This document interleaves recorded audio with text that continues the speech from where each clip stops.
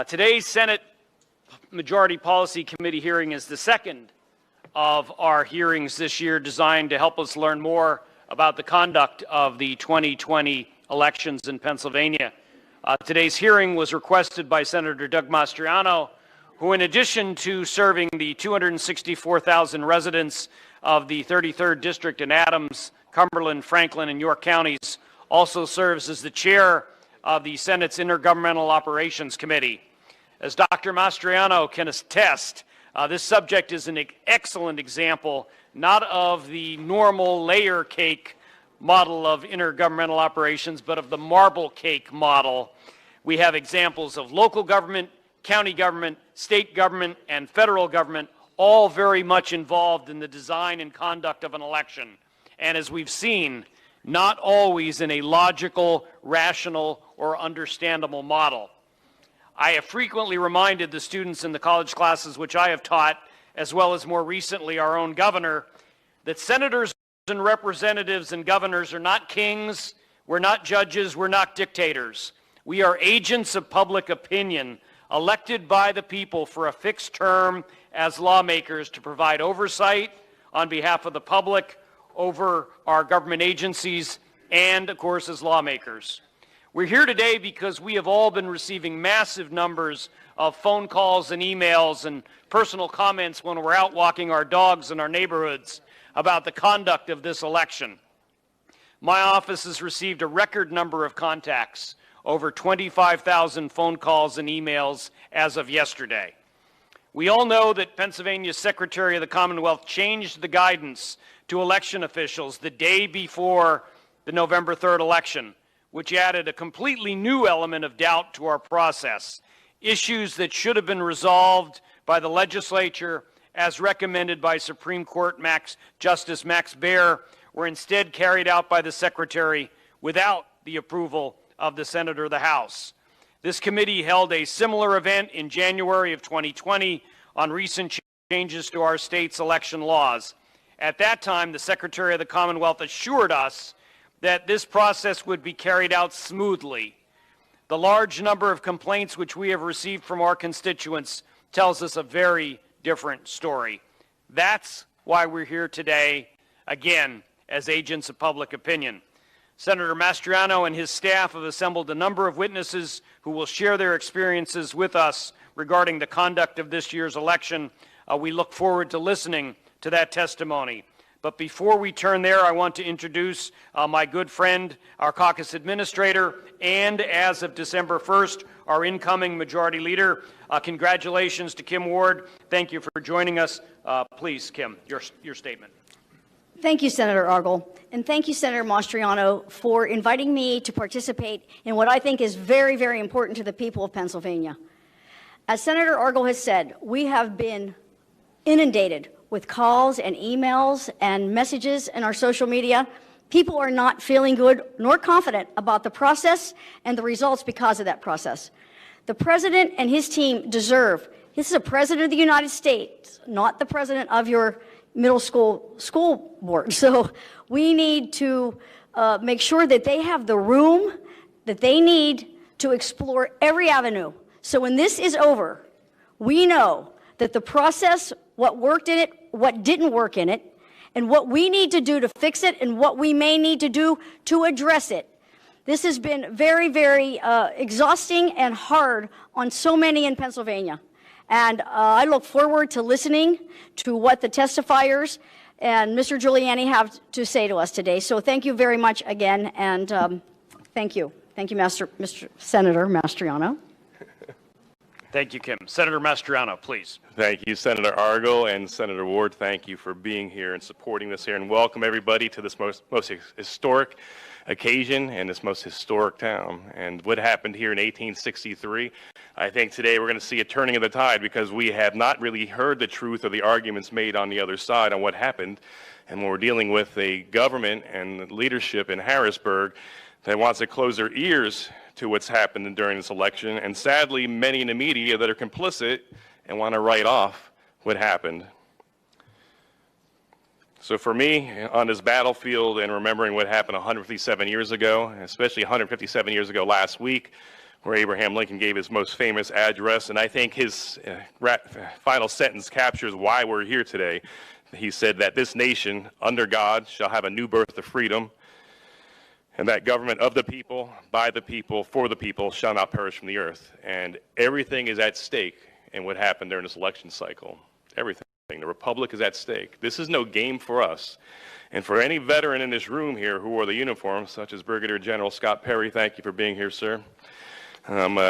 Put their lives on the line here fighting for a country, and to see that there's a group in this state and country willing to throw away our valuable and precious freedoms here for power.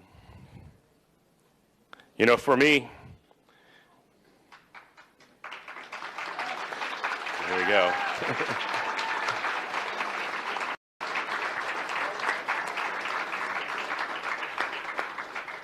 And Mr. Mayor, it's going to be a fantastic hearing today.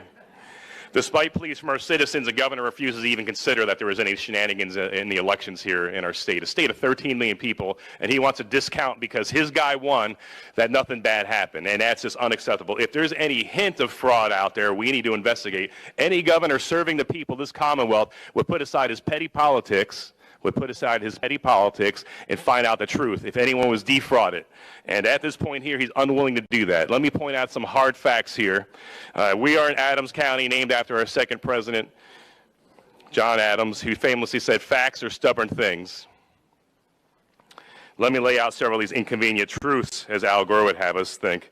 There have been many allegations of voting law violations across the state, and the governor serving the people would have to move heaven and earth to ensure no one was defrauded, but yet he's not moved to action.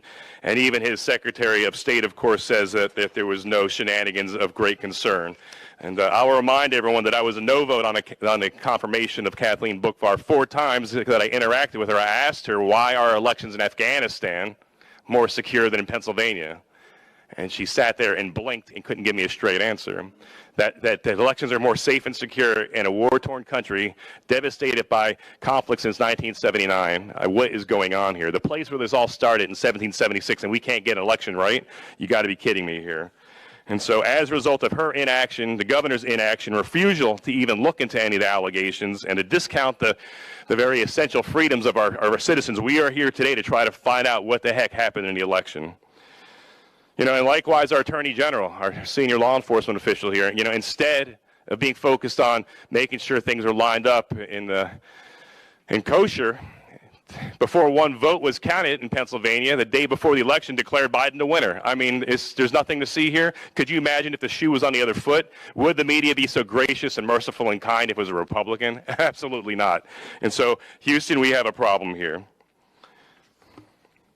You know, one of the most troubling things in this whole endeavor here, and it's not just because of the COVID, it's just a lack of transparency and accountability. So we're here to start shedding light on the darkness. And then, of course, we have a Supreme Court that rewrote election law. You know, Act 77 has been painted out as a villain. Okay, we could debate that. But the real problem is when the Pennsylvania Supreme Court decided they're going to write legislation and rewrite our law. And because of that, obviously, Pennsylvania, we got a lot of problems there. And that opened the door to all the shenanigans and abuses and folly that we're dealing with here in this state this day.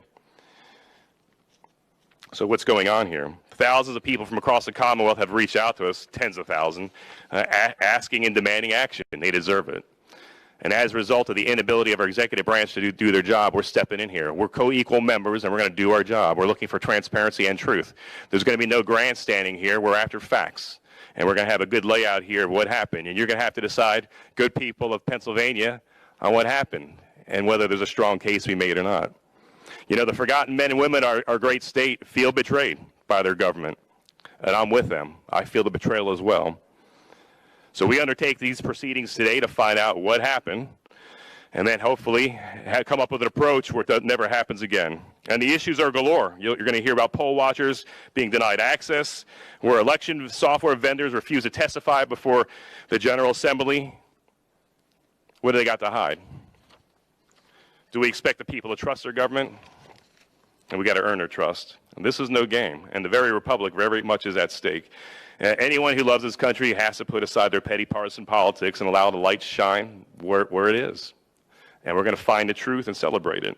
You know, as a soldier and now as an elected member of the state Senate, I'm not going to stand aside, and neither of the members around me are as well. We're going to fight the good fight for freedom and secure our republic.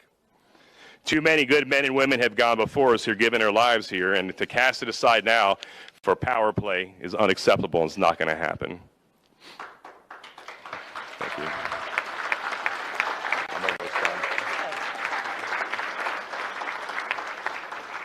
We do our great men and women in uniform and those who lay down their lives and gave the last full measure of devotion a great disservice if we stand aside and allow bureaucrats and corrupt politicians to steal their voice and maybe even steal an election. We'll find out. John 8:3, thank you. John 8:3-6 says that if Jesus set you free, you're free indeed. We're going to walk as free people in Pennsylvania. This is where it all started.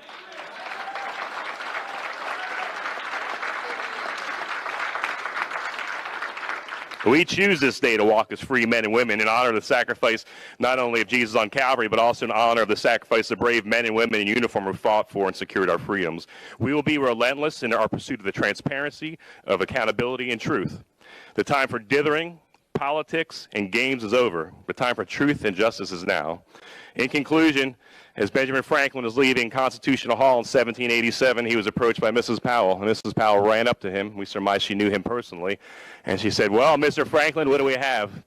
A monarchy or a republic?" And he said, "A republic if you can keep it." This is our time to keep this republic. Thank you, and God bless you.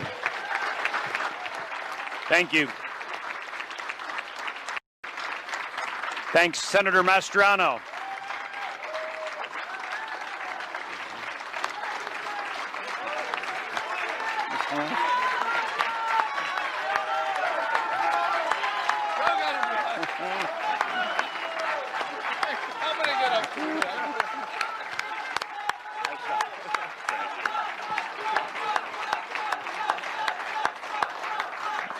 We turn now to the introductions of our House and Senate members. Let's begin with our representatives here at this end of the table. Gentlemen, ladies. Is it on? Yeah, Representative Dave Zimmerman, serving the northeast part of Lancaster County. Representative Greg Rothman, the 87th District, Cumberland County. Representative Mike Jones, 93rd District, York County. Representative Paul Schemmel, portions of Franklin County. Representative Rob Kaufman, 89th District, Northern Franklin County. Representative Stephanie Borowitz from the 76th District.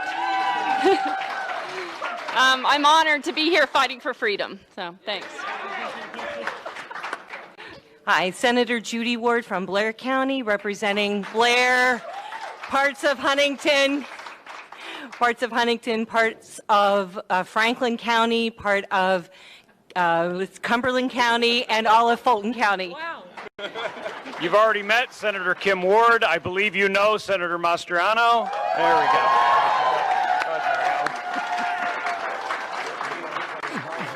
Good afternoon. I'm Senator Mario Scavello from Monroe, Northampton County, and I could see New Jersey from my district. Senator Mike Regan from Cumberland and York County. Good afternoon. State Representative Dan Mel. Welcome to my 91st Legislative District.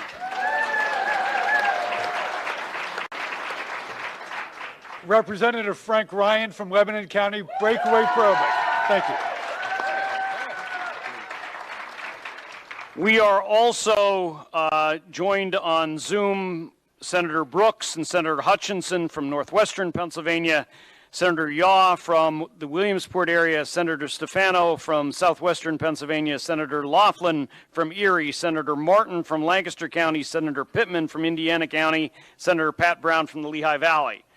Also, my job as chairman is to remind our panelists to keep their microphones muted until it is your turn to speak, and also remind everyone to strictly observe our time limits. One other reminder to our senators and witnesses at the request of our Senate attorneys, this is a legislative hearing. Our purpose is to listen to the complaints of our constituents, the oversight of government agencies, and the need for possible legislation. We all need to conduct ourselves accordingly. With that being said, Senator Mastriano, I believe you want to introduce our first witness for 15 minutes. And we will hold, to the representatives and senators so you understand, we will hold all of our questions until the conclusion of the sixth panel. I would just simply say, welcome to America's Mayor. Thank you, Mayor Giuliani, for being here.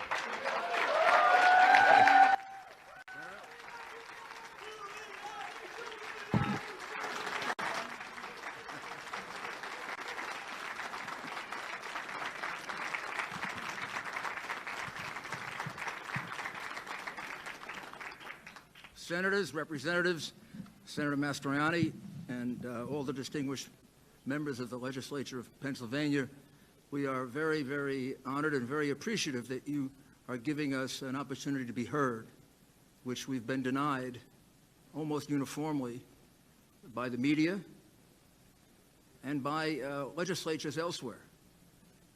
All we ask is that you listen to the facts that we're presenting and then evaluate it. I can't help but note that we're doing it here in Gettysburg.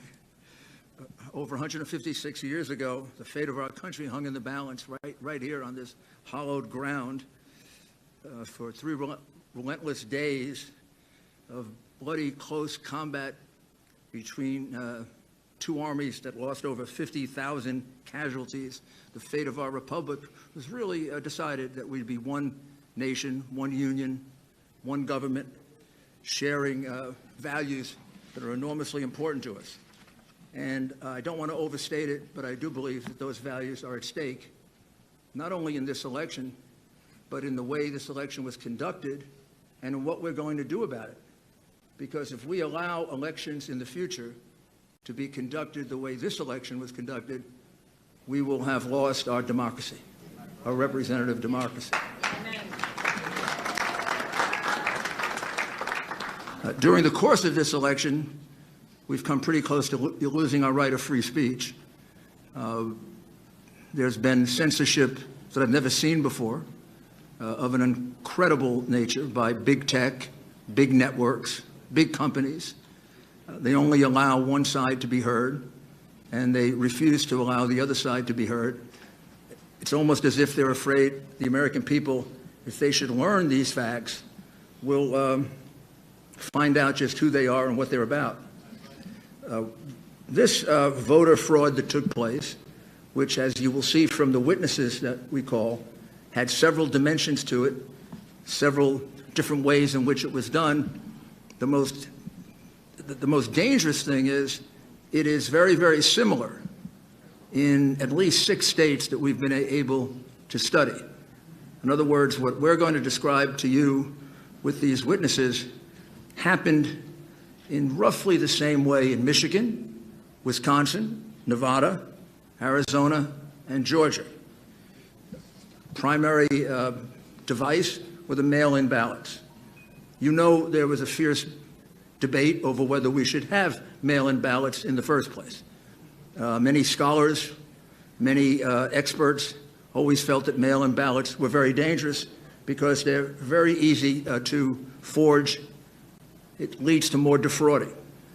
We were warned by Justice Souter, among others. We were warned by President Jimmy Carter and former Secretary of State James Baker in a report that they did on how to make elections more secure. They warned us that the one thing to do is do not go to general mail-in voting, because every place it's been used, it's led to tremendous fraud.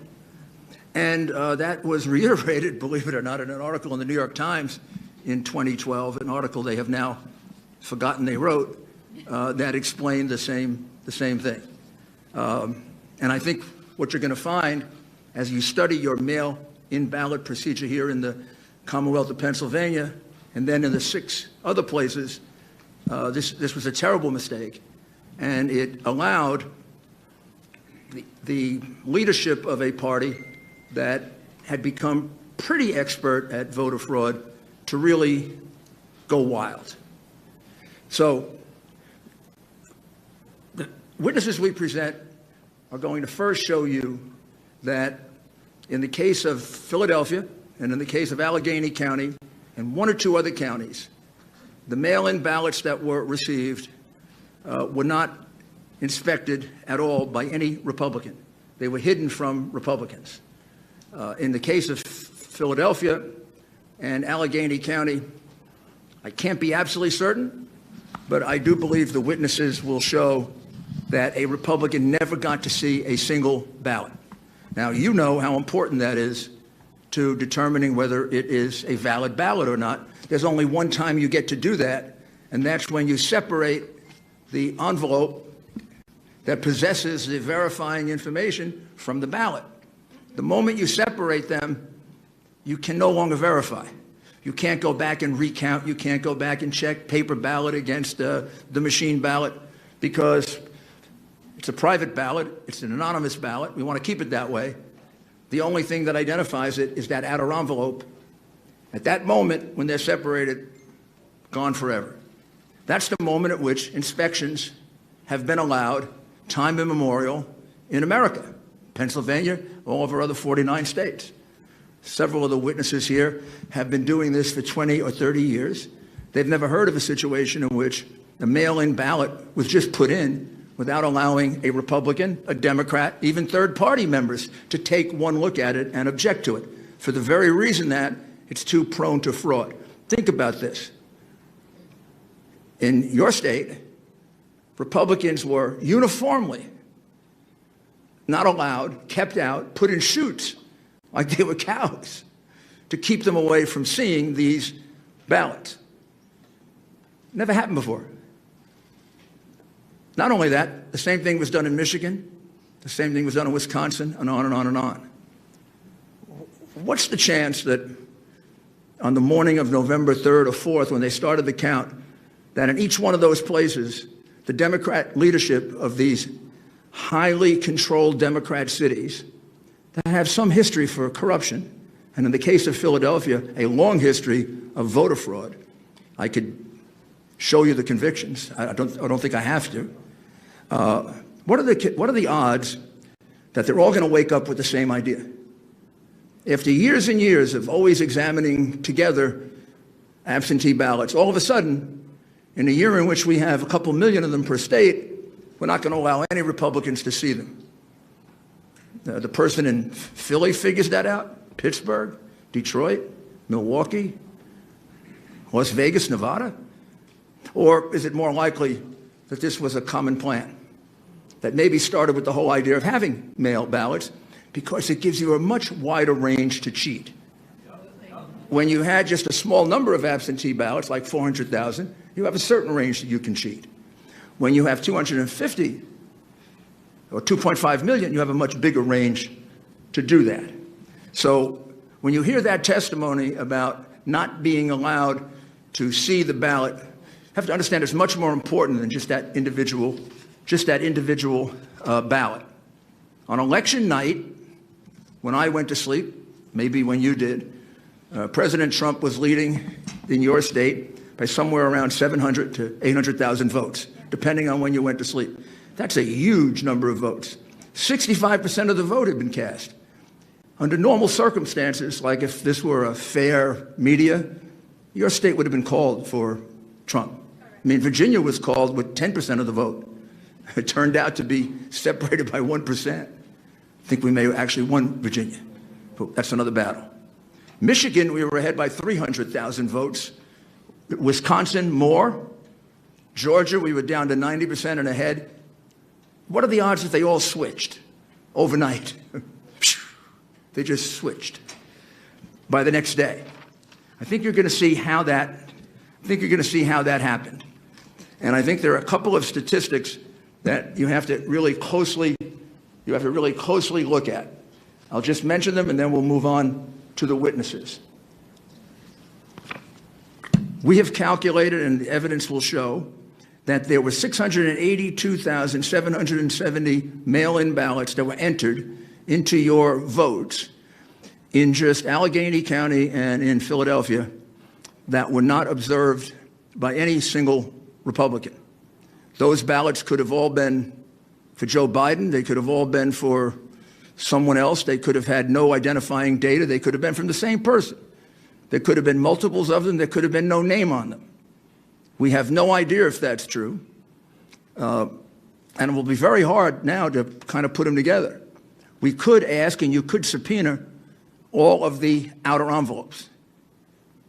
It'd be very interesting to take a look at the 682,770 outer envelopes. It'd be very interesting if they were kept. And it would be very interesting to see how many of them weren't filled out. But in any event, under the law of your state, which is set by you, those ballots are illegal. The judge, mistakenly in his opinion, said that we want to disenfranchise 6 million people. We don't want to disenfranchise anyone. We want to disqualify 682,000 votes so that 74 million people are not disenfranchised, because that's what happened by the cheating that went on here. I'll give you one other enormously puzzling statistic. You sent out in the state of Commonwealth of Pennsylvania 148 absentee or mail-in ballots.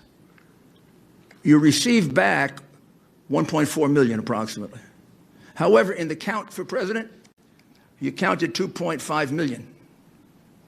I don't know what accounts for that 700,000 difference between the number of ballots you sent out and the number of ballots that ended up in the count. That number, 2,589,242, was on your government website until yesterday. And yesterday it was removed without explanation. I'm going to be very interested in hearing what the explanation is. And I can't imagine you could possibly certify without knowing the explanation of that, as well as the explanation to the 22,686 mail-in ballots that were returned on the day they were mailed. That's a trick. How about they were returned? How about 32,591 were returned the day after they were mailed? Another 20,000 were returned before they were mailed. Of course, I think this is a kind of a low count, and I guess the crooks in Philadelphia are disappointed in this. They only submitted 8,021 ballots from dead people, mail-in ballots for dead people. It's probably easier for dead people to submit mail-in ballots than it is to vote in person. You had about 30,000 of those. We're checking the records of the cemeteries around Philadelphia. You have 4,984 mail-in ballots that were never requested, and on and on and on and on. Your election, because of these two counties and maybe one other, is a sham. It's a disgrace to your state. And finally, I don't need to remind you of this. I think I need to remind America of this. The election for the President of the United States is not run by the governor of your state. It's not run by your election commissioner. The United States Constitution makes it clear who has the responsibility for running this election. Article 2, Section 1, Clause 2 of our Constitution doesn't say that ABC gets to call the winner or CNN. It says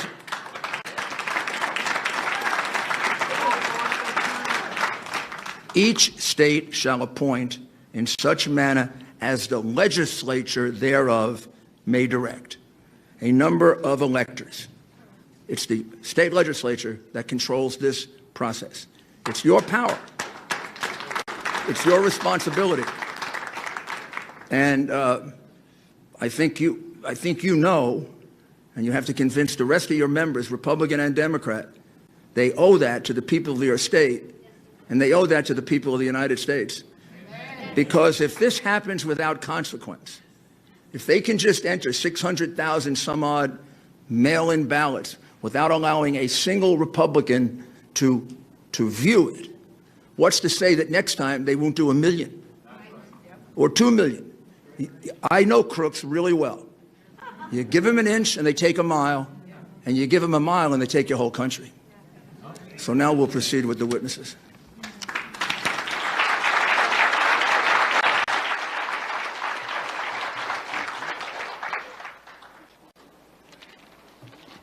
Thank you. Thank you very much, Mr. Giuliani. I've been informed that we have also been joined on Zoom by Senator Kristen Phillips Hill, Representative Don Kiefer, Representative Barb Gleim from Central Pennsylvania, Representative Darrell Metcalf from Butler County, and Senator Langerhoek from Johnstown area. Senator Mastriano, would you like to introduce our next panel for the, looks to me like several people for 15 minutes as well? Yes, thank you, Senator Argo.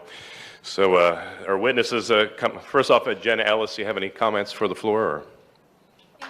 Thank you. Legal advisor to President Trump. Thank you very much. And I'll reserve my comments for the end, and I would just echo everything that the mayor so eloquently stated. Thank you very much. Thank you. This is a revised list here. So we'd like to call forth Justin Queter from Philadelphia. Justin, are you here? Okay, outstanding. If you can come up to the table, please, my friend. And Kim Peterson out of Pittsburgh. Kim, are you here? Come forth, please. We have a seat for you here. I guess we were going to do 4. Okay. Leah Hopes, where are you, Leah? Please come forth. Yeah, Kayla, could you push those 2 chairs over? Thank you. And that American flag is mine. If you set it on the table, I'd appreciate it. Thanks. And then Greg Stenstrom from Delaware County. You're zooming in, I believe. Oh, he's here? Yeah, of course, I met you. Come on over, brother. We're going to swear him in.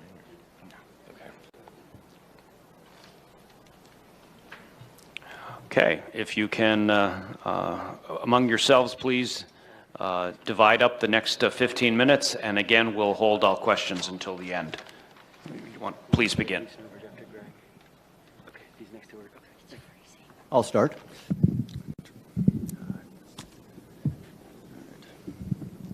Thank you, Senators and Representatives, for inviting me to this important hearing. My name is Justin C. Queter, Kweder. I am a resident and registered voter in the City and County of Philadelphia. I'm an attorney. I am barred here in the Commonwealth. I am a volunteer certified GOP canvass observer. I was present at the Philadelphia Convention Center during the pre-canvass, canvass processing, and counting of the ballots cast in this year's general election. I was first present as an observer at the Convention Center and at the count on Election Day. I returned as a volunteer observer to watch the process every day for the next 10 days. I'd approximate I was there for about 85 hours over those 10 days. Part of the reason that I kept going back was so that I could authoritatively speak about what I saw. And again, thank you for letting me be here. Because what I saw was problematic, to say the least. I can tell you that I am an eyewitness to many issues and irregularities that were observed in Philadelphia with the processing and counting of the vote. I was a witness to too many issues and irregularities to cover in a brief opening statement. And as such, I will now focus on just 2 issues that I did personally observe. First, the Philadelphia Board of Elections processed hundreds of thousands of mail-in ballots with 0 civilian oversight or observation. The mail-in ballots were handled, processed, opened, and counted in Hall F of the Convention Center. Hall F is a vast room, approximately 350 feet by 350 feet. That's about 120,000 square feet. The Board of Elections erected a fence approximately 50 feet into the hall that ran the length of the room. All observers were corralled behind the fence. More than 100 board workers processed and opened mail-in ballots on the other side of the fence.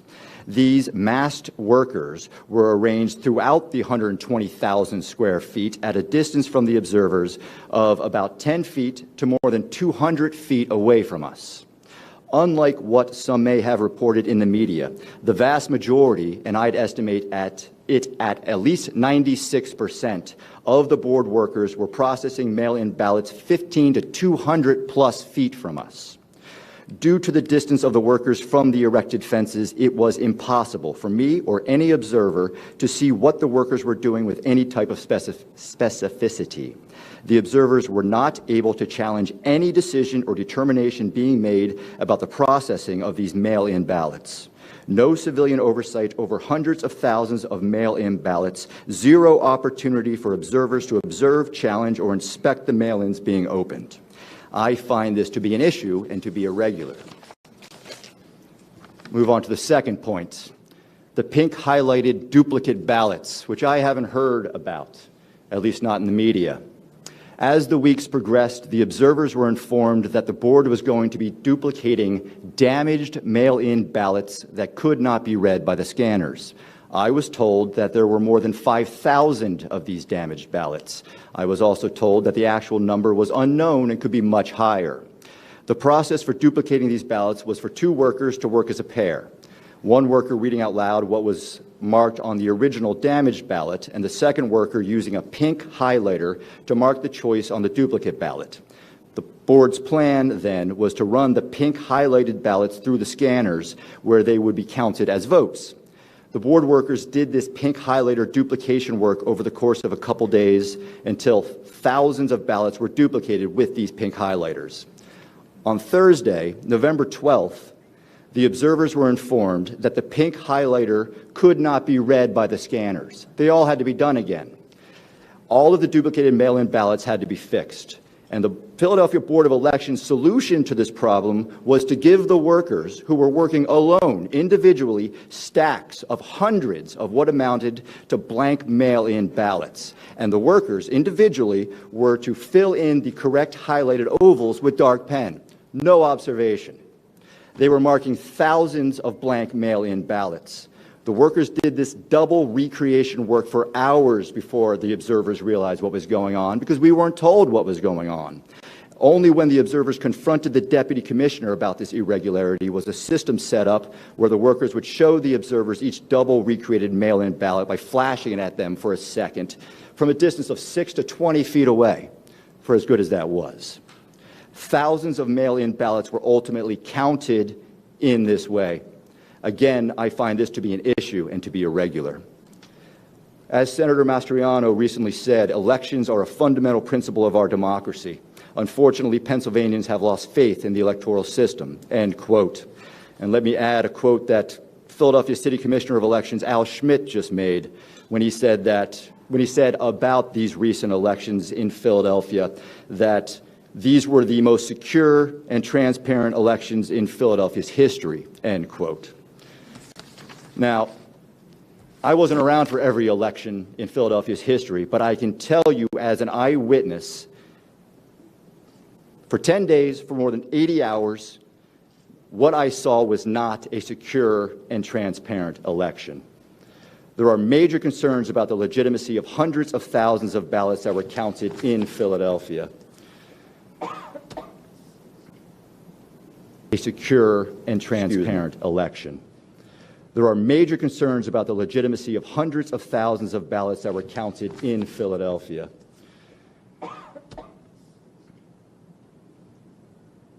Excuse me.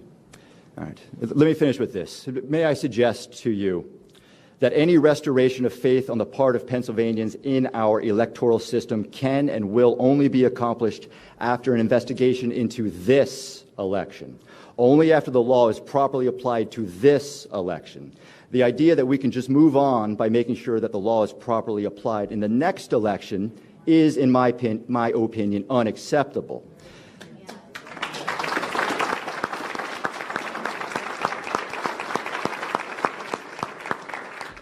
The issues, irregularities, and illegitimacy of what I saw leads me to conclude that the laws of the Commonwealth and of the United States were not being followed in Philadelphia when hundreds of thousands of ballots were counted in this year's general election. Action must be taken now to maintain our free and fair elections and to preserve and protect our elections' integrity. I look forward to answering any questions that you may have. Thank you.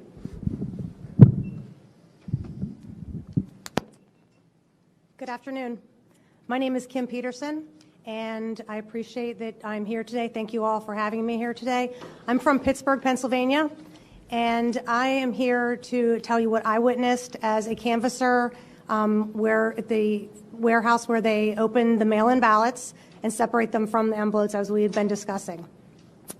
As the afternoon of Election Day, I went to the down to the warehouse to be a canvasser, to, as a Republican representative, to be able to watch them open the mail-in ballots.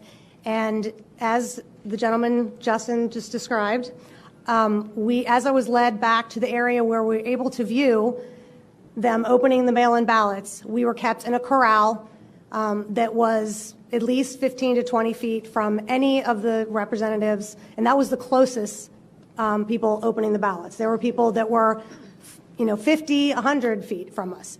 The closest that was 20 feet about, and you could not see at all the envelope, the ballot itself, where they were stacking them, anything that was required that we were able to see.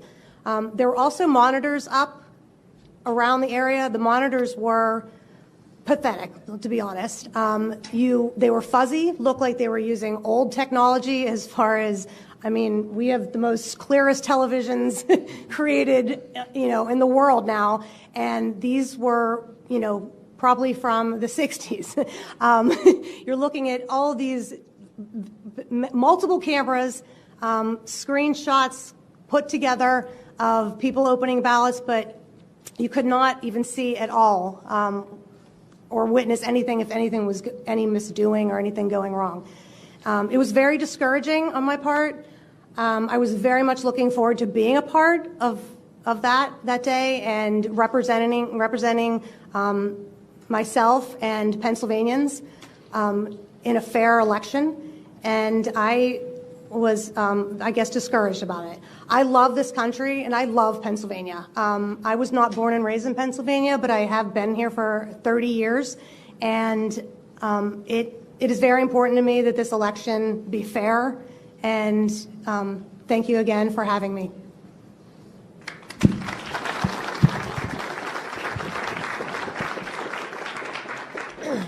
First and foremost, my name is Leah Hoops. I'm from Delaware County, Pennsylvania. I was a poll watcher on the day of election, and I was also present at the counting center in Chester, Pennsylvania. So first and foremost, thank you to this committee and all those involved, and especially Senator Mastriano and former Mayor Rudy Giuliani. To our fearless and brave president, thank you for being our shield and putting us first, and I am forever grateful. It is an absolute honor to be a part of this hearing and to finally have an opportunity to speak about what took place in Delaware County, Pennsylvania. I feel as an American that it is my duty to help protect the integrity of our elections, not just for me, but for every American. There are many who have lost life and limb for my right to vote. I want to give a brief introduction and history of how I got involved in this election. 4 years ago, Donald Trump came down an escalator, and I knew that he was here to take back our country. I was born and raised in Delaware County in a conservative home. I was taught from an early age to love thy neighbor, defend your country, and by all means, always speak the truth. I took those values throughout my life and applied them in every avenue possible, which brings me up to the present. And about 18 months ago, I became a volunteer and assisted with a campaign for a magisterial judge. In that process, I was approached by my current chairman and became an appointed committeewoman for the Bethel Township Republican Party. In conjunction with my committee position, I also started volunteering for the Trump campaign, registering voters, and assisting with events. During this time, I started a watchdog group and reached out to the Thomas More Society. Now, associates, we've been focusing our efforts in election integrity. Our greatest efforts have been in following closely the newly elected and completely Democrat-run Delaware County Council and the Democrat Majority Election Board. This also includes any and all contractors, support staff, and any key players involved. What we found was actually concerning. Not only was private grant money used from the Center for Tech and Life owned by Google and Mark Zuckerberg, but pop-up voter sites were also approved. These pop-up voter sites were placed in heavily Democrat cities, including Chester and Upper Darby, Pennsylvania, in which case the grant money from the CTCL was used to pay for electioneering. It was literally a one-stop shop. Walk in, apply, get your ballot, submit, and you were out the door. But where this didn't take place was in heavily Republican and independent areas. Let's also make note that the voting machine warehouse supervisor is a Bernie Sanders delegate, who was also solely responsible for every scanner, machine, V-card, and all machines with absolutely zero experience in this area. The real story is the $2.1 million spent to move the counting center from the courthouse in Media, Pennsylvania from North and Chester.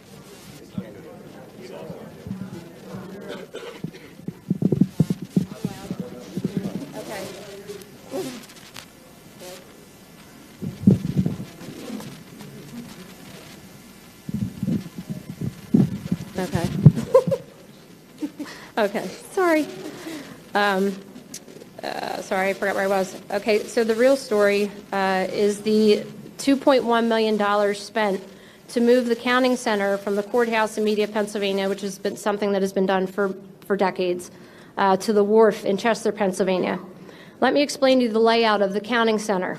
It is in the middle of a huge parking lot, which sits back on Seaport Drive next to loading docks. It has multi-million-dollar connections to the company Power HRG and Subaru Park Soccer Stadium. The counting center was on the first floor, in which there were multiple places to bring in ballots in and out of, elevators and many rooms in which workers had access. I was there for 3 straight days. What became of concern was the back room, which had no observers, no line of sight or transparency into the process. There was no cooperation, complete resistance from election night and every day after. It took until our lawyer got an injunction to get into that back room in which pre-canvassing was transpiring. Even with an injunction, which was a joke, we were granted 5 minutes every 2 hours, and the setup was sitting in a chair 20 feet from any physical ballot. I truly wish I had enough time today to recreate what I witnessed and felt during those moments, but we did not gather here today just for me and my experience, but rather a collection of experiences from Americans like myself. What I hope to achieve is for the public to understand is that we have stuck our necks out, have been intimidated, threatened, bullied, have spent countless hours away from our families, friends, and jobs. We have signed affidavits under penalty of perjury, which should be consideration enough to know that this is a very serious issue. I'm here for one thing only, and that is to speak the truth. This is not about party. This is about my country. Every American deserves transparency, truth, and be able to question those in power without fear of intimidation, bullying, or backlash. I hope this committee takes action if needed, and justice will be swift to anyone involved in fraudulent activity. The Republic is angry, disgruntled, tired, beaten up, and ready to defend this country. Yes.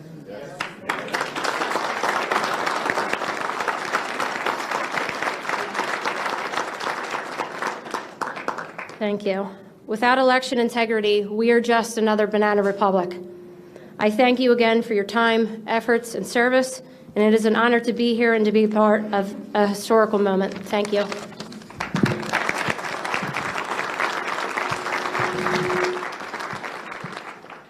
It's a tough group to follow. My name is Gregory Stenstrom. I'm from Delaware County. I'm a father, a family man. I was a former commanding officer and executive officer in the Navy. I'm a veteran of foreign wars. I'm a CEO of my own private company. I'm a data scientist. I'm a forensic computer scientist. I'm an expert in security and fraud. Leah had recruited me for this election, and I was glad. Thank you for that. Thank you. So for the first part of the day, I was a poll watcher in the city of Chester, and I was with just another former U.S. Marine officer, and the two of us were the only GOP poll watchers in the city of Chester, which is about 40,000 people. Because of the consolidation for COVID, there were 7 polls that we were allowed to, that we were able to make it to in 22 precincts. What we saw out there was pretty orderly and exciting. People were excited to vote. One of the things we saw out in the field was that people, quite a few people had done mail-in ballots. So they came in and they hadn't been updated in the Delaware County database yet. So they would come in and say, the database is not showing me on the database, I'd like to vote. So the process, one of the processes was to give them a provisional ballot. And then they would vote provisionally, and then later on their vote would be sorted out. That didn't happen. I observed, and the gentleman that was with me observed 7 different polls where the people were given a regular ballot. So they cast a vote and put it in. We let it happen a few times. We didn't jump all over them. It happened a couple of times. We went up. In all cases, the election judges were very forthcoming, very polite. They apologized and they said they couldn't do it. But that somewhat spurred me to go down to the counting center, which Leah described. It's on the Seaport Ave. It's a remote building, not much around it. And I wanted to take a look. All day long, I have been told that there were 10 to 20 GOP poll watchers down there and that everything was well in hand. And out of curiosity, I decided to go down. I arrived at 6 o'clock with 4 other gentlemen, again, former military and some good citizens from Delaware County. And we weren't allowed to get in until 11 o'clock at night, and we had to get some legal help to get us in. So it took us 5 hours to get upstairs. After that, you know, what we saw here is, what I saw is I really think the crux of this in Delaware County is, as an expert in this, I think it's impossible to verify the validity of about 100,000 to 120,000 votes. Now, Delaware County's got 425,000 registered voters. Approximately 300,000 of them voted. I don't know what the exact number ended up. Mayor Giuliani nailed that number. But of that number, over 100,000 are in question in my mind. What I saw as a forensics expert was an election process that was forensically destructive in the manner it was conducted, with the envelopes being separated from the ballots and gone to the other side of the room. And the problem with that from being forensically destructive is that when you go to do a recount, okay, the machines did a pretty good job of recounting. So if I have 120,000 ballots, mail-in ballots at one side of the room and envelopes at the other side of the room, it's still going to come out 102,000 votes for Vice President Biden and 18,000 votes for President Trump. I don't care how many times you recount those votes, you know, the ballot's going to come out the same every time. So the notion of a recount in a forensically destructive process doesn't work very well. What we saw there, what I saw there, was a chain of custody in all cases that was broken. It was broken for the mail-in ballots, the drop box ballots, the election day USB V-card flash drives. In all cases, the chain of custody and the procedures that were defined by the Delaware County Board of Elections and Election Process Review they didn't follow one. I couldn't even redline this multi-page document because the entire document would be, they didn't follow any of the procedures. So I personally observed USB V-cards being uploaded to the voting machines by the voting machine warehouse supervisor on multiple occasions. I saw this personally. I brought it to the attention of the deputy sheriff who was there stationed, who was a senior law enforcement officer, and I brought it to the attention of the clerk of elections. I brought it to their attention. I objected, and I said, this person is not being observed. He's not part of the process that I can see, and he's walking in with baggies, which we have pictures of, and it was submitted in our affidavits, and he was sticking these USBs into the machines. So I personally witnessed over that happened 24 times, over 24 times. We have multiple other witnesses that saw it, including Democrat poll watchers. And we were told, I was told the next day by the solicitors, well, actually not the solicitor, but the attorney that we had secured, that they said every election they leave a couple of USBs in the voting machines and they're brought back, and generally the warehouse manager comes over and puts them in. So in talking to the U.S. Attorney General McSwain and other law enforcement officers, I found out that was not the case, that generally, you know, more than 2 is unusual. So they denied they did it, but as of today, 47 USB V-cards are missing, and they're nowhere to be found. So I was told personally that these 24 to 30 cards that were uploaded weren't there.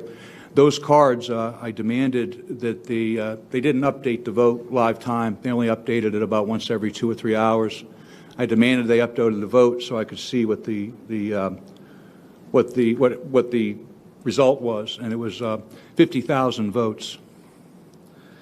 And I think as a computer scientist, an American, and a patriot, it doesn't matter who those 50,000 votes were. I'll tell you they were for Vice President Biden.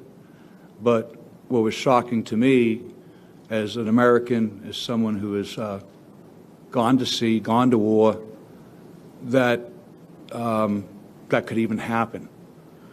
So several other things that came up was on Thursday, it took us 3 days for them to obey the court order that I secured with Leah's help and the help of the Thomas More Society, who we thank incredibly good patriots. They got us in there.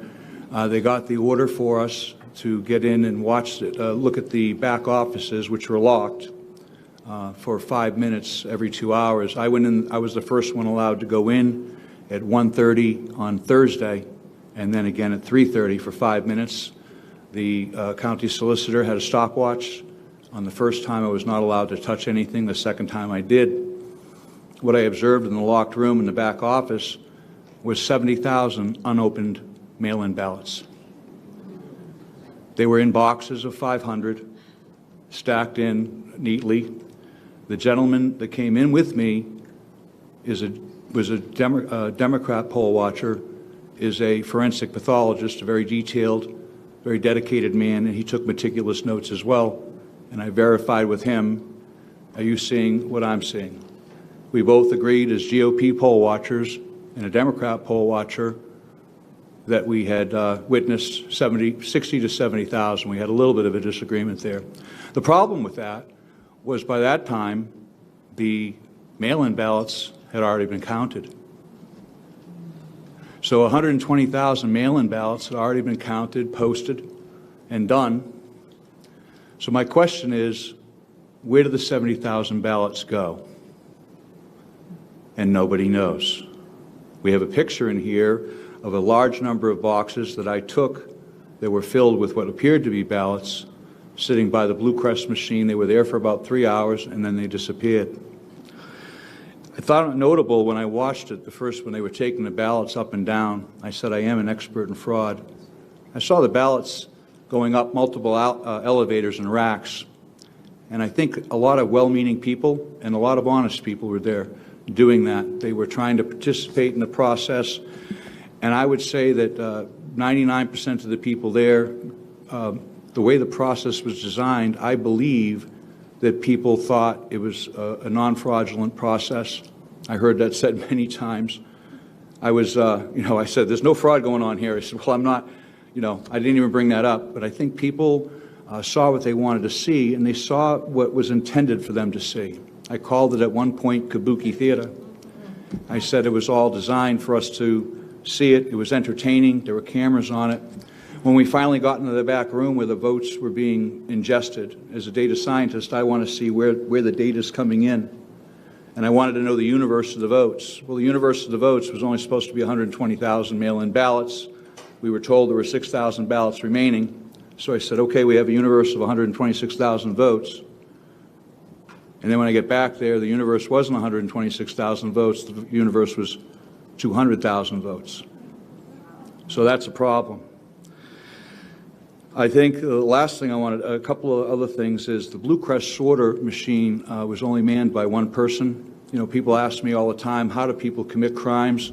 I know there's a lot of theories here, and I always look for the simplest thing. People that sticking USB sticks in, putting ballots in. Very simple thing, only takes a couple of people. It doesn't take a big conspiracy. I think people look at things and they use inflammatory words and, like fraud and so forth. As a forensic computer scientist, my interest is in the data. Where did it go? Where did the spoilage go? How did the data come in and go out of the system? So I think as a scientist, we need to look at that. We need to audit that. What was really upsetting to me, the most upsetting, was I had spoke to multiple law enforcement agencies and literally begged multiple law enforcement agencies. I said, go in, and I said, in order to prove that nothing's happening, you either exonerate yourselves from the process or refute what I'm saying, please. It's a very simple process. Just go get the forensic evidence from the computers. It's a simple process. You turn the computer off.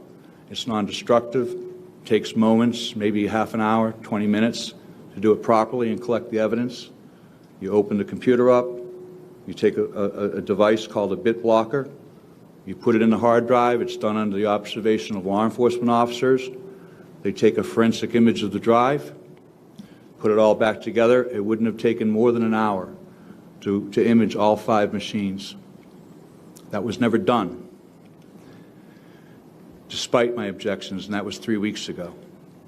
Lastly, when they said, well, we've got all the forensic records and so forth, we just learned 2 days ago that virtually all chain of custody logs, records, yellow sheets, everything was gone.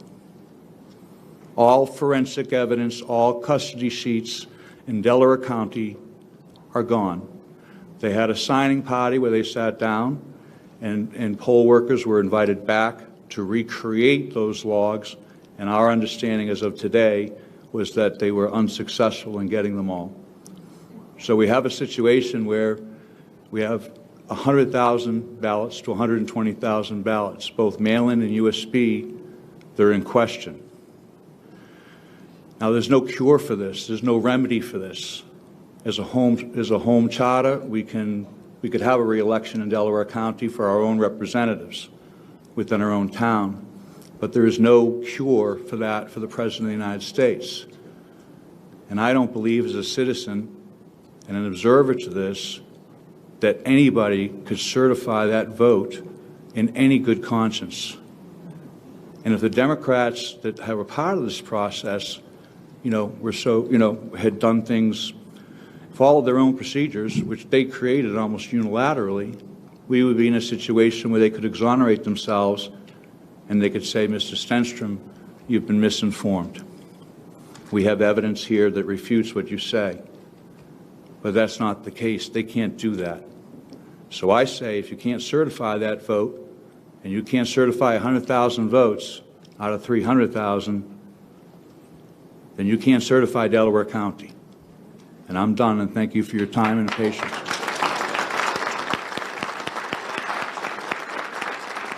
Thank you all. To this panel, before I have Senator Mastriano introduce the next 15-minute panel, I want to note that we've also been joined on Zoom by Representative Kathy Rapp from Northwestern Pennsylvania. Doug? Thank you, panelists. If you can stay in the area, we're going to bring up the next group here. We're going to save questions and answers for the end. Mr. Mayor, I understand my list might not be synchronized. I'm going to ask you to introduce the next folks coming up to testify. If you could pass the mic to the mayor, somebody. Thank you, Walt.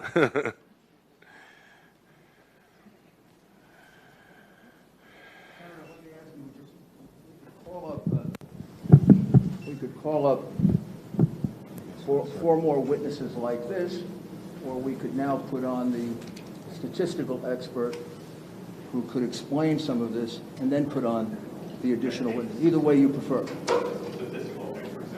Okay, then we'll call Colonel Waldron.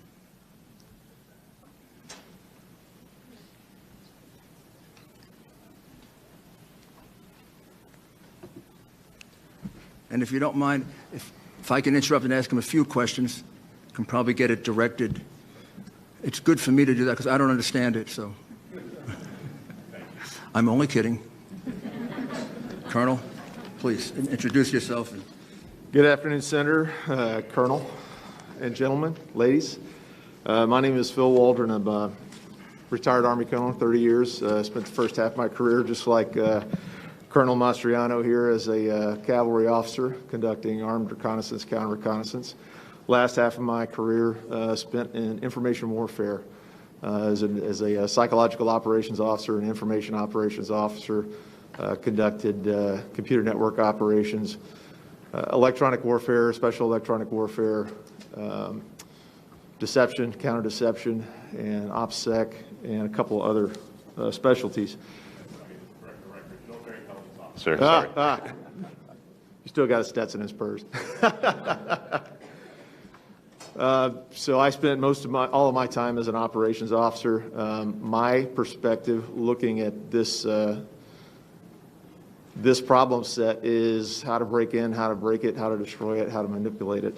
And my team has been researching this specific issue since August, but we're working with another team that's been intently working on this problem set, the voting machine manipulation, for 2 years, since the Ted Cruz and Beto race in Texas in 2018 and the Kentucky governor's race, where there were significant anomalies observed. And I'd like to add that there are many, many more teams like ours, small teams that have joined in this fight, and they're throwing the flag left and right. So there's a lot of folks who are recognizing anomalies. The voting systems in the U.S. And in Pennsylvania were built to be manipulated. They've been used in elections around the world and stolen elections around the world in Venezuela, Italy, Argentina, Singapore, Bolivia as close as 2 weeks ago. The Philadelphia uses ES&S, Pittsburgh uses Dominion, other counties in Pennsylvania use Dominion and other systems. So what's the real deal? So all of these election systems have a common DNA. SGO Smartmatic sold Sequoia voting systems to Dominion in 2010. And then the Diebold company spun off Premier Election Systems to Dominion as a result of an antitrust suit. So the bottom line is that these systems have similar code and similar functions. And just so you know, I know there have been statements to the contrary, but I personally debriefed the son of a Cuban intelligence officer who had firsthand knowledge of Hugo Chavez's family members who told him not to worry about the populist threat against Maduro's election in Venezuela, quote unquote, that it was guaranteed. Their father invested the money to build the SGO voting machine system. So I have no reason to doubt this gentleman. He's sworn an affidavit to this effect. But that's the root of the SGO voting machines. So these systems are not what you've been told. They are connected to the internet and servers outside of the U.S. They're connected from top to the bottom in the middle. There is no transparency, as our previous witnesses mentioned, as to how the voter information is processed, how and where it's stored. The voting record is able to be modified and or deleted by operators, administrators, and outside threats. Operators can assign votes for write-in ballots, blank ballots, or error ballots in large numbers so that they can be directed toward one candidate or another at the operator's or supervisor's discretion. And many experts have published how easily these machines can be hacked to manipulate votes.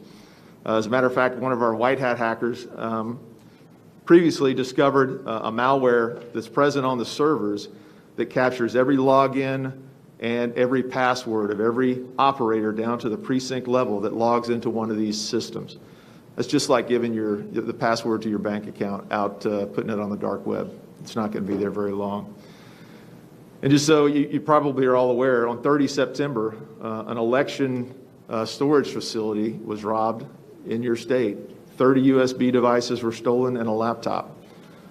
Those USB devices more than likely had encryption devices, and you've just heard another previous witness talk about the non-standard use of the USB storage devices. So these systems, in a nutshell, allow authorized and unauthorized users to cancel votes, shift votes, preload votes, vote blank ballots, all in real time and in large numbers. They're connected from the top to the bottom. So one bad actor or a team of bad actors can have equally negative inputs. It's been described by another person in another state that we're working with, just like the lotto. Whoever organizes the lotto is always going to win. It's controlling the numbers and it's controlling the margins. Our experts and other academics believe that up to 1.2 million Pennsylvania votes could have been altered or fraudulent. This is what we discovered in the last 22 days. Really, only a detailed forensic analysis of the actual machines and software will truly show how many Pennsylvania citizens have had their civil rights violated. So to use these type of machines with little or no audit trails, little or no transparency of how the votes are processed, where they go, where they're stored, will never leave the public satisfied that we truly have a representative democracy. I'd like to correct something the mayor said. I am not a statistician. I'm a combat officer and didn't do well in math. But I can understand the numbers that he put out earlier. Want to share with you one chart. I believe it's in your package. So what our team has done is focused on the spike anomalies. And these are events where a numerical amount of votes are processed in a time period that's not feasible or mechanically possible under normal circumstances. I believe that Greg Stenstrom mentioned earlier the processing of these ballots through machines. There's a manufacturer specified rate of speed that a number of ballots can be imaged and processed. These spike anomalies in this chart really show where for us to look forensically to actually determine what happened with these votes. Our team has looked at these systems, and there are a dozen ways to interdict the voting process in these issues, whether it's mail-in ballot manipulations. They can scan and allocate votes, blank votes, whether it was 70,000 votes left in the back room. There's just lots of ways to interdict these systems. So with that, I'll answer any potential questions. Thank you. Next panel, please. Could I just Yes, sir. ask him to clarify one or two things? When we look at this Pennsylvania fixing the vote chart that they all have, could you explain at the very beginning what that line means, Biden injection? So at the very beginning of the chart, where there's a circle, it says on election day. What that indicates is there is a spike in loaded votes, 337,000 plus or minus some votes that were added in there in one big batch. So that was an anomaly in the reporting. Normally you would expect to see a smooth curve going up, not any big spikes. That's kind of what Greg was talking about, the anomalies of loading and uploading those votes. So that big spike that occurs there is a prime indicator of fraudulent voting. And that's 604,000 votes in 90 minutes, is that right? Correct. This is 337 votes, 337,000 votes in that period of time. Yes. And when you look at this entire curve with all these spikes, can you calculate how much of a vote that accounted for Biden and how much for Trump? Close to 600,000. I think our figures are about 570 some odd thousand that all those spikes represent over time. For Biden? Correct. And how much for Trump? I think it was a little over 3,200. How about that? Now, just to go back to your original document, this one pager that they all have. Mail-in ballots counted without being observed. Those are the ballots we were talking about that were not observed in Allegheny County and in Philadelphia. Correct. Is that right? 682,770. Now, this is the part that is a mystery. Mailed ballots sent out, 1,823,148. But when you go to the final count of the vote, there are 2,589,242 mail-in ballots. What happened? How do you account for the 700,000 mail-in ballots that appeared from nowhere? So our cyber team uses white hat hacking techniques. They gather a lot of publicly available information, and that information was from the Secretary of State's website. That website has been updated as late as 11/16 this morning with provisional and mail-in ballots, so those numbers are still changing. They changed last night, so it's a continual target. This is 22 days after the election. That number, the 2.5 million number is no longer on the website. Just been taken off? It's not there anymore. Is there any explanation for why it's been taken off? There was no annotations. But has there been a change made in the 2,589,242 mail-in votes that have been counted in the total vote? I'd have to check the Secretary of State's website as of. And could you also after check and see, 11/16. is there any change in the 1,823,148 ballots that were sent out? The mailed-out ballots number seems to be holding steady. And was there any other method of producing ballots other than sending them out? Not that we're aware of, unless as previous witnesses have testified that the potential for multiple ballot counts. So ballots could have been And have you ever counted gotten a twice. chance to examine any of these ballots?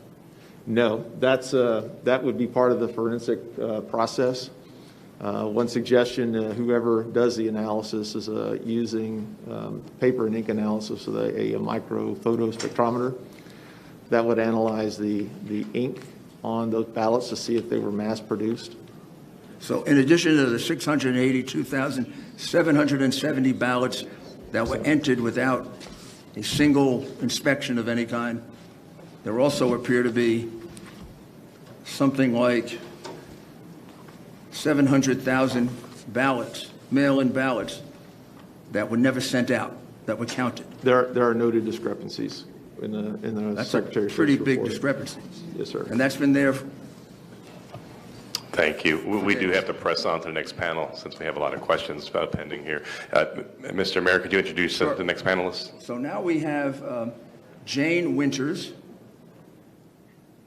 Gary Feldman, who's going to be on a Zoom. Is he here? Well, then have him come up. Mayor, please come up as you're called. I believe Charles Nudo, N-U-D-O, and David Shestakis.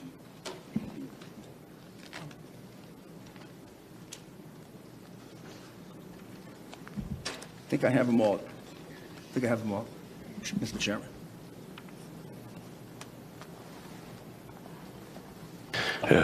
Thank you, gentlemen. We'll start with the men physically in the room here with your testimony, and then go to the Zoom after that. So please. Thank you, Senator. My name is Gary Feldman. I am a resident and voter of Philadelphia City and County. I'm registered as a Republican. I have been involved with Philadelphia Republican politics for over 20 years now. I've had watcher certificates, and on this past November 3rd, 2020, I was issued a watcher certificate to be the watcher for President Donald Trump. This is the watcher certificate that I was given, and it is issued for President Donald Trump to me.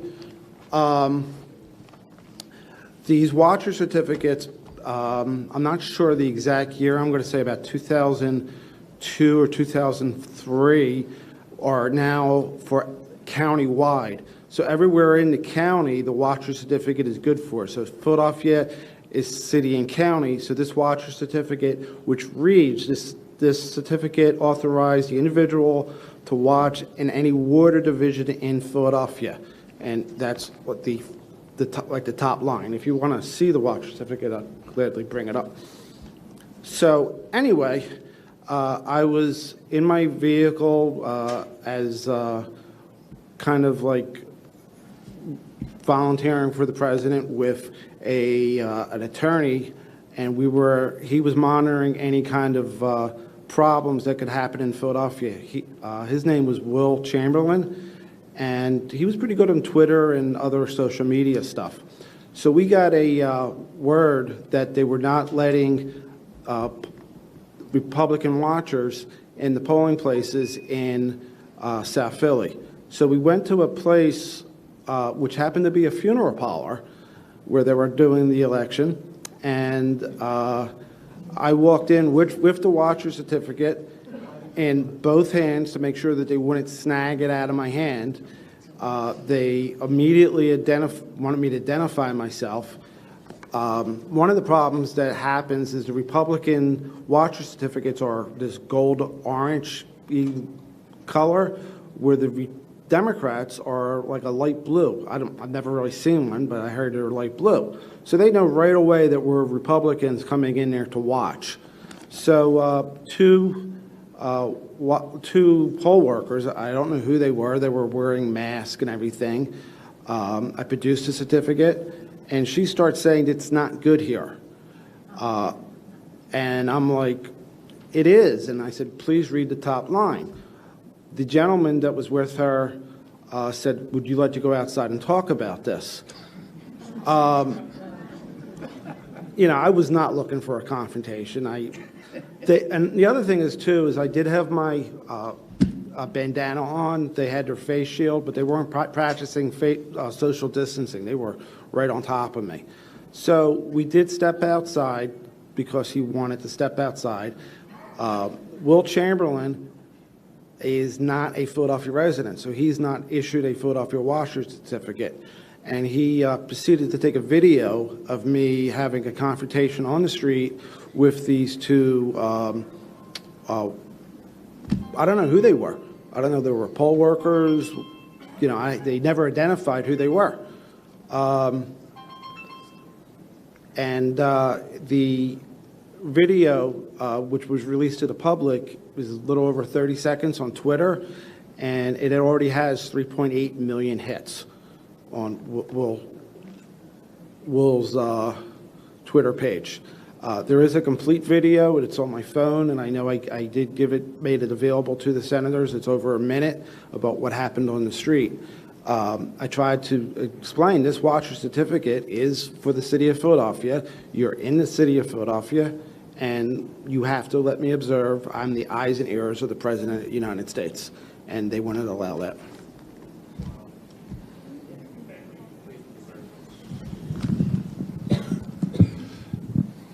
Thank you for the opportunity to be, excuse me, be here today. Oh, sir. Yeah, I just want to add another thing that's really kind of crucial.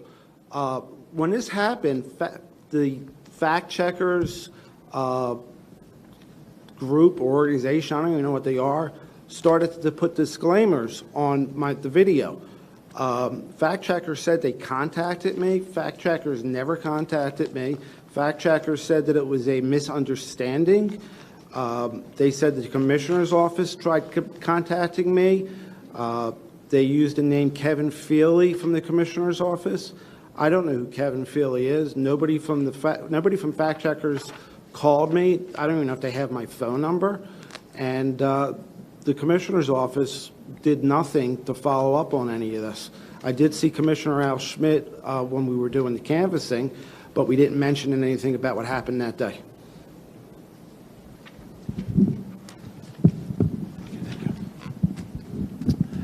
Good afternoon. I'm Dave Shostokis. I'm an attorney, licensed to practice law in Illinois and Florida. Some time ago, I was a Cook County Assistant State's Attorney prosecutor, and during that time, I actually did election law enforcement during the course of that time, including seeing to it that people had appropriate access, precinct openings and closings, that machines were zeroed out. Since that time, I've either been a candidate or a campaign in over 10 other individual elections. And in 2016, I actually worked as a volunteer for the Trump-Rubio campaign in Broward County, Florida. Discovered them opening mail-in ballots in a locked room.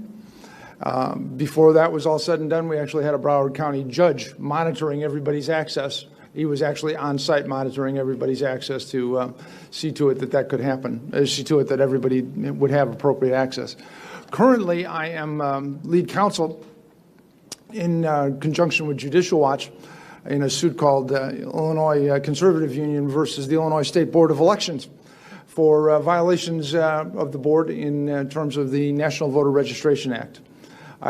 Given that kind of background to give you some idea of where I'm coming from on this subject.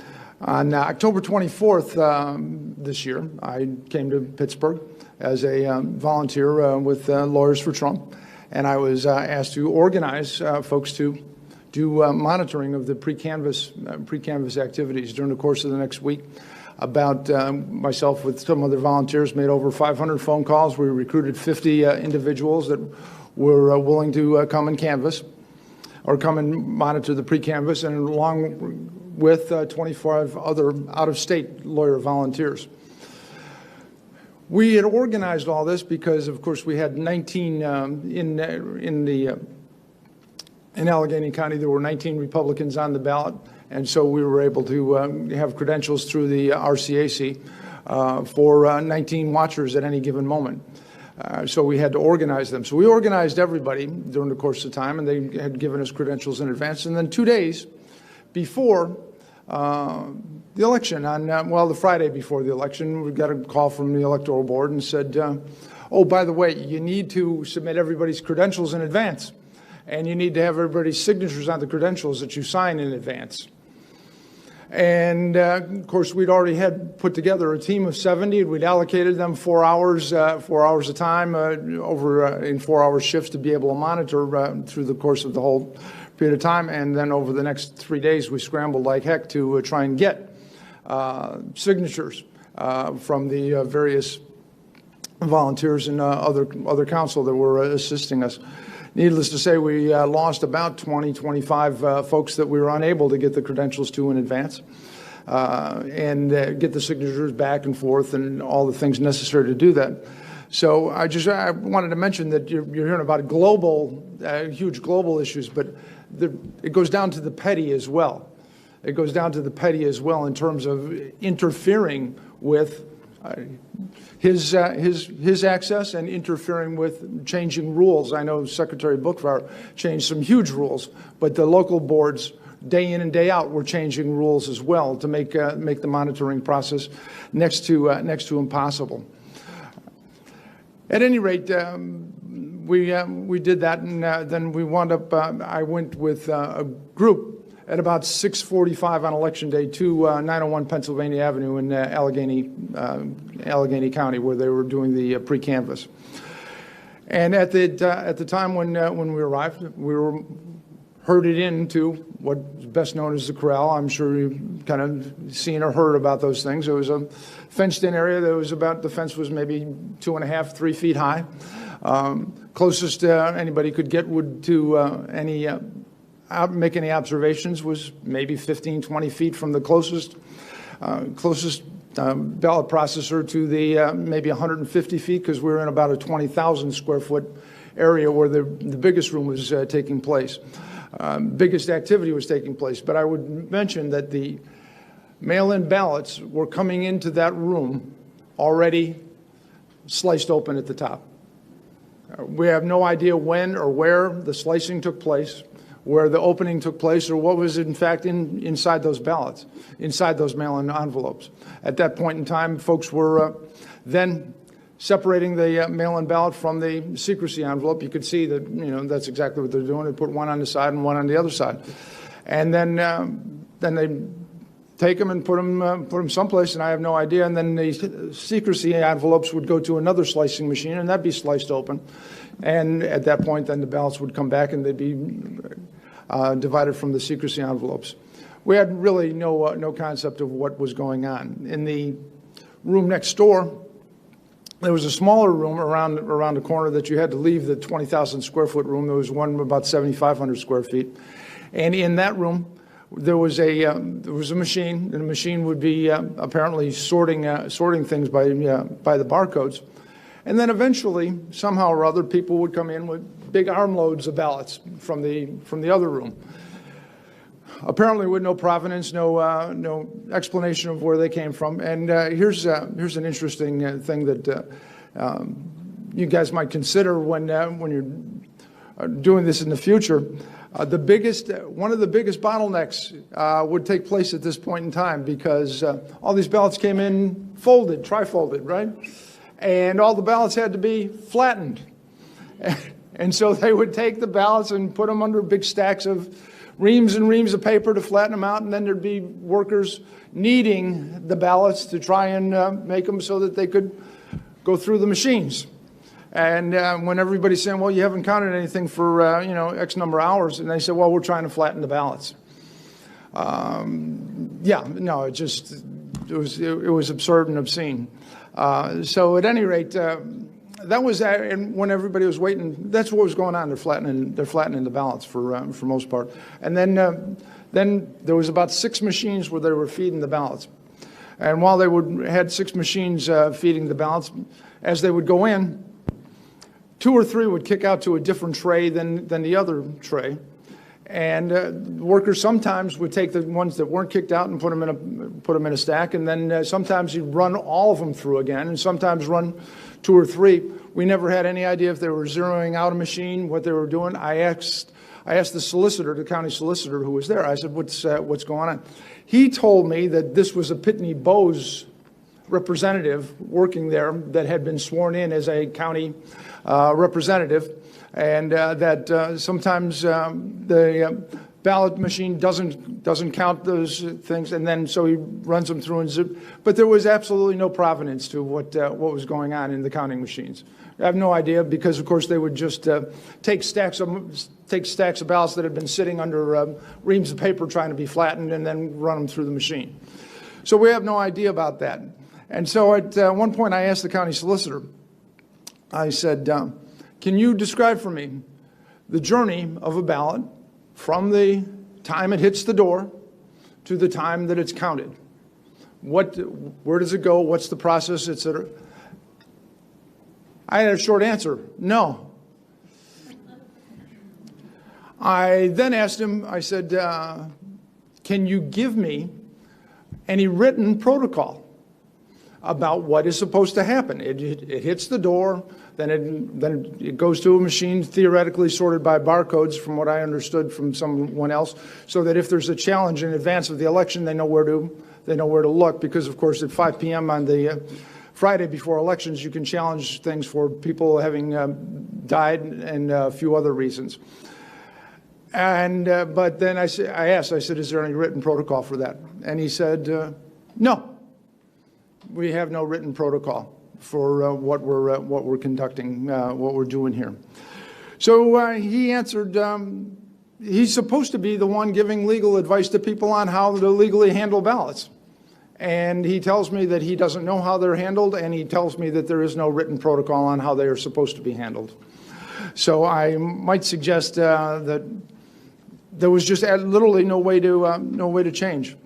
I mean, there was no way to challenge. There was no way to look at those ballots. And I would say, in my experience, electoral experience, one of the things that legitimizes elections is the ability of not a disinterested third party to review what the process is, but actually an adversarial third party to review what the process is. And this was completely and utterly absent.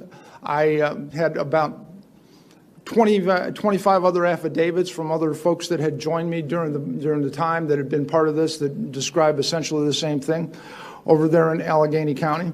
Most of whom were attorneys and had been versed on the comings and goings of the Pennsylvania Supreme Court, which I might suggest ultimately the last decision in Ray canvassing, when the Pennsylvania Supreme Court ultimately said that it doesn't matter how far you're away from the ballots because you don't have the right to challenge anything anyway.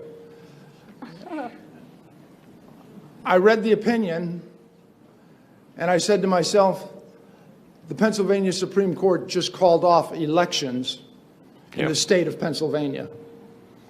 And I would suggest that the remedy for what the Pennsylvania Supreme Court does lies with the distinguished legislators that are before me. But the fact is if there is no opportunity for anybody to look at them, and the court has the temerity to say, it doesn't matter. It doesn't matter if you come in or not. It doesn't matter how far you are, because even if you're there, you don't have the right to do anything. Sure. If you could summarize, sir, we are running out of time. Yes, I'm sorry. I apologize for being an attorney.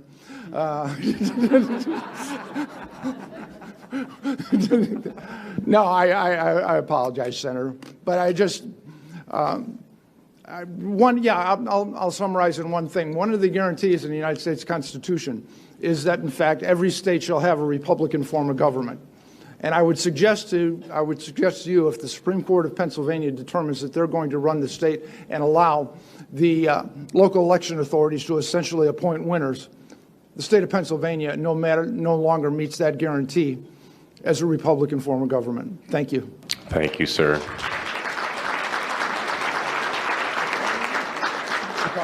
If we could go to our two witnesses on Zoom now, if you can come forth. And go ahead and start when you're ready. Hi, my name is Elizabeth Priade-Havey. I am an attorney and a resident of Montgomery County and the chair of the Montgomery County Republican Committee. Thank you, Senators and Mayor Giuliani, for providing me the opportunity to speak. After the primary, our committee prepared and provided to the PA legislative leaders and members of the Montgomery County staff in charge of the election a 30-page report of the mail-in ballot and election day problems and irregularities we experienced in Montgomery County. We made detailed recommendations for changes with the hope that the general election would be smoother. Unfortunately, that was not the case. There are a number of issues that evidence a total lack of transparency regarding the handling of the general election in Montgomery County.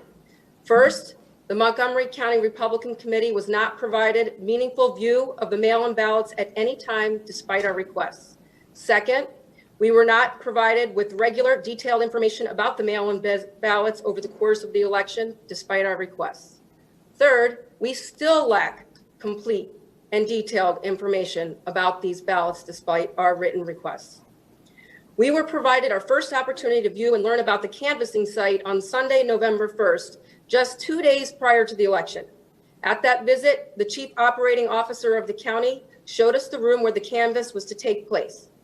To our shock, we were told we could not directly check the mail-in ballots.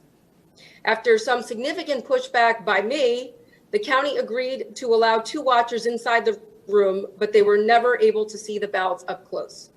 Again, there was no meaningful observation of the ballots and absolutely no check of the ballots by anyone other than the county staff, which is all run by the Democrats, as to whether or not these ballots met election code criteria.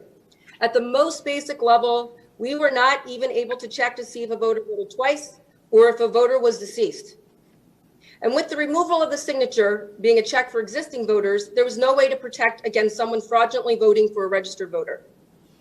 In addition to having no meaningful observation or review of over 200,000 mail-in ballots, we were not provided with the change in rules by the county to allow the curing of mail-in ballots in a timely manner.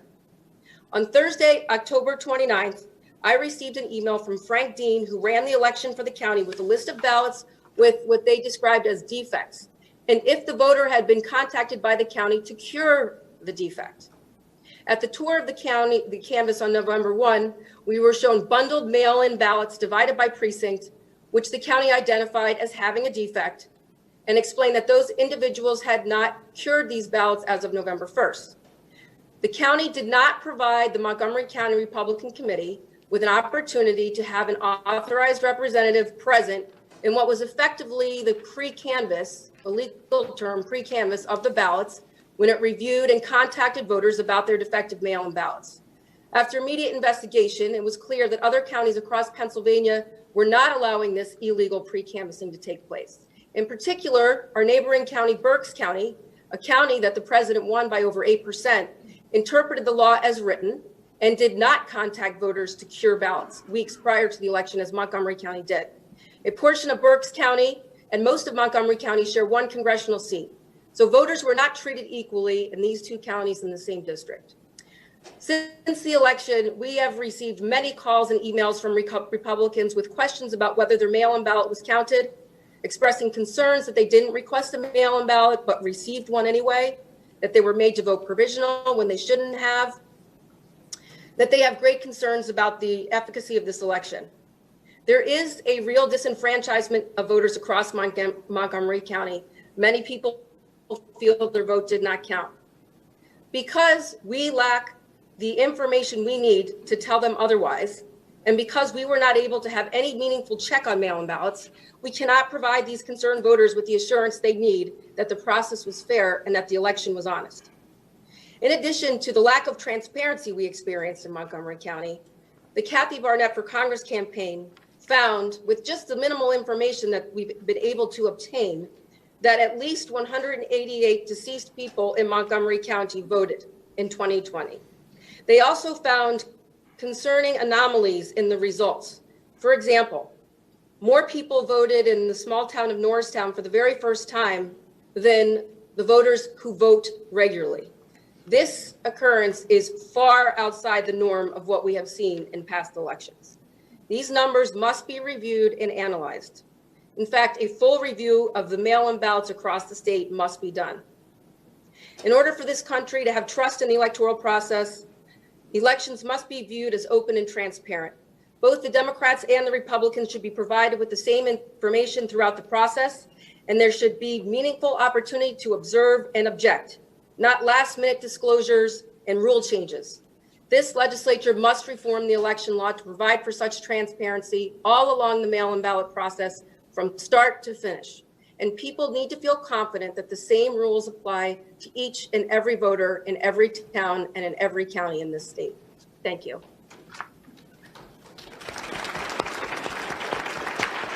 Okay, next member on the Zoom, are you up? Thank you. Do we have contact? She's still on. Okay, there you are. We're ready. Please proceed. For Julie Vahey. Oh, no, she's going. Go ahead. Hello, thank you for having me here today. My name is Julie Vahey, and I'm a resident of Montgomery County and the Executive Director of the Montgomery County Republican Committee. I'm here to speak with you today regarding my experience as an observer of the pre-canvass and canvass of the mail-in ballots. In Montgomery County, we had over 250,000 mail-in ballots requested for the general election.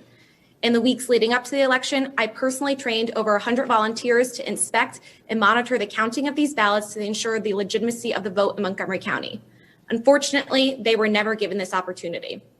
On Sunday, November 1st, during a walkthrough of the mail-in ballot facility, we learned that no watchers were permitted to inspect or even see the outside envelope of the ballot. After some significant pushback by our chairman, Liz Havey, the county agreed to allow 2 watchers inside the room, of which I was one. As an observer at the canvass, I was corralled into a small, narrow holding area, which is blocked off by tables and plexiglass barriers in the corner of the room. Due to the room layout and location of the holding area within the room, I only had visibility to the space where ballots were flattened and scanned. This was a huge area, and the closest scanner was roughly 6 feet away and the farthest approximately 25 yards away. From my position within the holding area, I had no visibility or access to the room where ballots were sorted, outside envelopes were inspected, and both outside and secrecy envelopes were open. This space was divided from the scanning room by a large white wall, blocking all visibility to the slicing machines, the blue crest sorter, and the ballot storage room. In my opinion, this was a totally separate room and not one room, as the county election board argued. During our walkthrough of the campus facility on Sunday, November 1st, we argued that this was a separate room and was told by the county chief operating officer that we would be able to view this space by security camera footage. The footage from these cameras was streamed to televisions in a conference room on the other end of the building, which was approximately a 4-minute walk away from where the ballot canvass room was. The system was not set up on our walkthrough day, and it was not until I arrived back at the facility at 7 a.m. on election day that I could see the footage was extremely poor quality, and you could only see pixelated images of workers moving around the room and had no meaningful visibility of the ballots. Over the last 10 months in my role, I have spoken to thousands of voters firsthand who have lost faith in the election processes and procedures in Montgomery County and across Pennsylvania as a whole. Today, I still lack the information needed to properly inform voters that their vote was in fact counted. I thank you for holding these hearings today and hope that the appropriate legislative changes are made to restore confidence in our elections. Thank you. Thank you.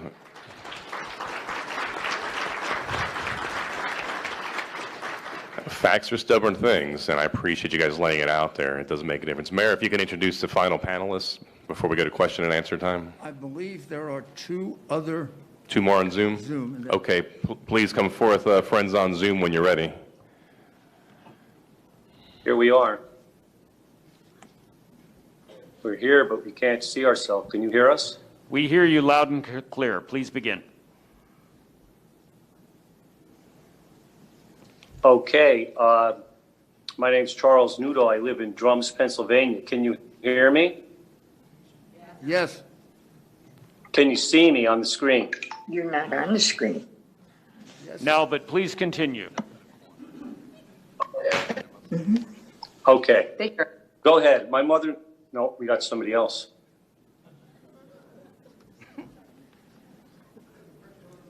Well, let's go with what we got. Please start. Can you see us? We see two Yes. ladies. Go Can you ahead. see us? Yes, we have the two ladies Go on the ahead, screen. Barb. Barbara Slicka. My name is Barbara Slicka. I went to the voting polls on November the 3rd to vote in person. I waited 2 hours in line, and when I went in, I showed identification, and I was taken up to the polling place. The polling man showed me what to do, turned it on, and said, go ahead. I voted, and I printed it out, and when I got it and I looked at it, Trump was not on there. I voted for Trump, and it wasn't there. My daughter, I called her over, and I said to her, look, his vote is gone. I voted for him. So I called a poster over, and he said, it's not supposed to be seen. It's for privacy. Just put it through the scanner and you're done. It bothered me. It's been bothering me since, because I voted, and was it counted or was it flipped? I don't know. And I'm speaking on my mom's behalf also as a witness. My name is Cheryl Nudo. I was there that day. I drove her to the polls.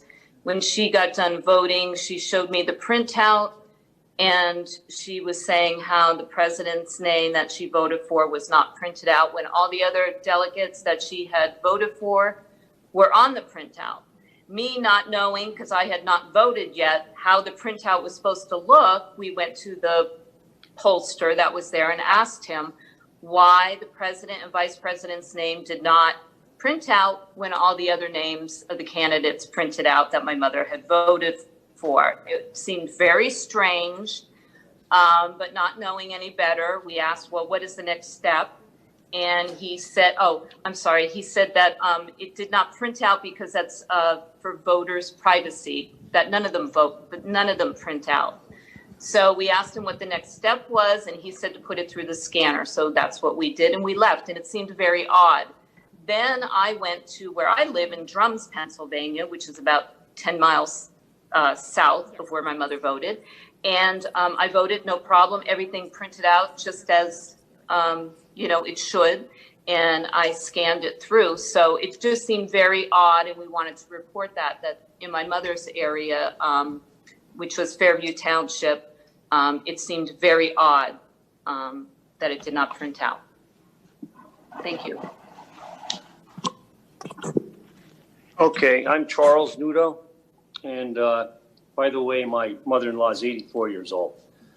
She forgot to mention that. Anyway, my wife then, 80. I'm sorry, she's 80. My wife called me that day, and she was distraught and told me everything they just told you. So I go to my polling place around 3:30, 4 o'clock here in Drums. And when I first walked in, a young gentleman came up to me, started explaining how to vote. And he said, take the stylus, make your choices, then print it out with a printer that's underneath the machine. And I thought, that's odd. I've been voting since 1992. We never had to print a ballot. And I actually thought it was easier to vote in 92 on the World War II surplus voting machines with the curtain. You did your choices, opened the curtain, and they went click, and everything went. All of a sudden, we have to print a ballot. So anyway, I'm pretty good with computers. I made my choices. I printed it out. All my choices are on there, from president on down ballot. And he said, now you have to put it in the scanner. And he turned over a sample ballot and pointed at a weird triangle in the corner and smiled at me. I didn't know what he meant. So I go over to the scanner, And I'm wondering, well, a scanner works face down when you scan, because I have one at home. Do I put it in face down or face up? So he's already across the room talking to another gentleman that's about 20 years older than me, trying to tell him how to do it. And I said, are these face up or face down? And he just nodded. He didn't say either way. He just nodded yes. So I put it in face up. So I don't even know if it scanned the blank backside or the voting top side. And anyway, I overheard that conversation, not wittingly or that I wanted to. A man, I'm 58, he was about 78, saying, oh, they said to him, now do you understand? And he said, yeah, I think, but my memory's not too good. And when I walked out of there, I realized it's total voter suppression. My mother-in-law here did not even get a cell phone till last year, has never sat at a computer and keyed anything in her life, has no Wi-Fi or internet service at her house. Neither does my mother. She has a cell phone, but it's a flip type. And these are the people that went by the thousands or millions to our polls and had to go through this system. And I just wanted to point that out. And that's all I have. Thank you. Thank you. Thank you.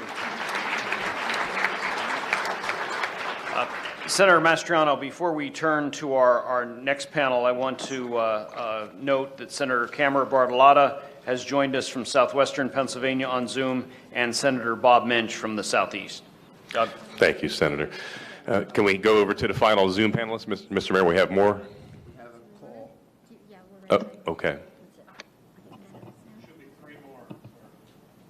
Thank you, Scott. I think we have a surprise guest, Mr. Chairman. Okay. I'm sorry, is it my turn? Just hold off 1 second. Just give me a minute. Okay, it's really hard to hear you guys. One moment. All right. Are we ready, Molly? Jenna? Yes, sir. Okay. Mr. Chairman, may I introduce... Let them finish their testimony. I'm watching. It's fantastic. Well, you might as well.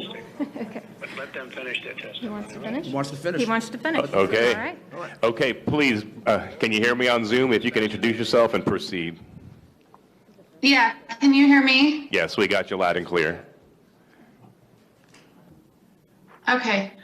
My name is Olivia Jane Winters, and I'm a professional organizer and a business management consultant, and I live in Philadelphia. I actually was asked to be a minority inspector in 3615. That's the ward in the division. I was just purely doing this to help my mom out. She's a ward leader in a different area of the city.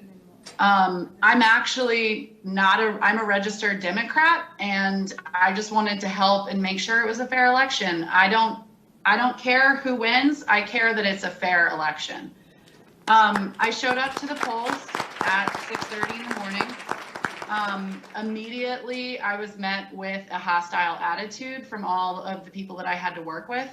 That would be the majority inspector, the poll watcher, the machine operator, and a committee man who was electioneering in the polls. He was wearing shirts and a hat and a mask for who to vote for. We are about like an hour and a half in the morning. We have a long line of people. We must have had, I don't know, 60 people in line in the building, snaking around the building. And a woman came up and said, I'd like to turn in my mail-in ballot so that I can vote in the booth.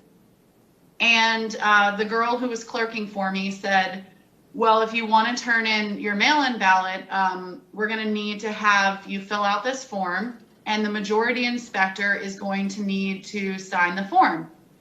The majority inspector had decided in the middle of the morning to go home and was not in the polling place for over 45 minutes.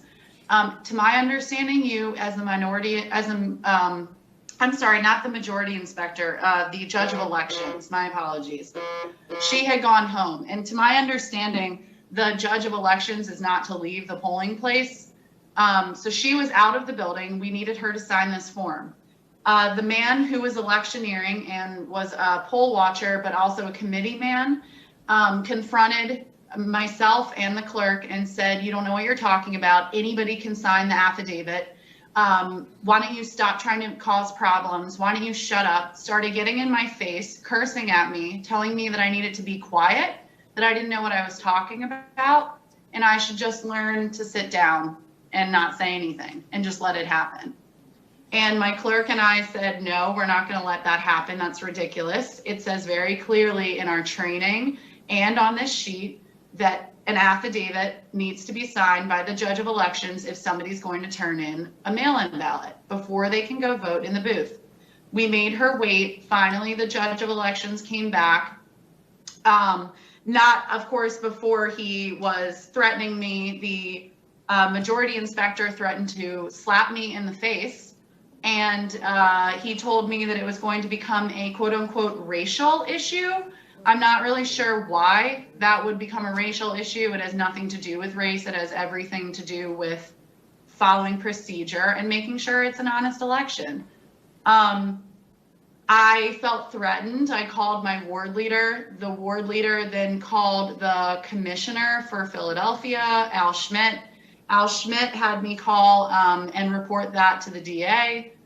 And then about an hour and a half after that, the majority inspector told me that she wanted to vote because we had a lull in people coming to the polls, so it was pretty quiet. And I looked her name up so that she could sign the book, and it said that she needed to remit her mail-in ballot or vote provisionally. She said, "Oh, I threw that in the trash." And I said, "Well, then you have to vote provisionally."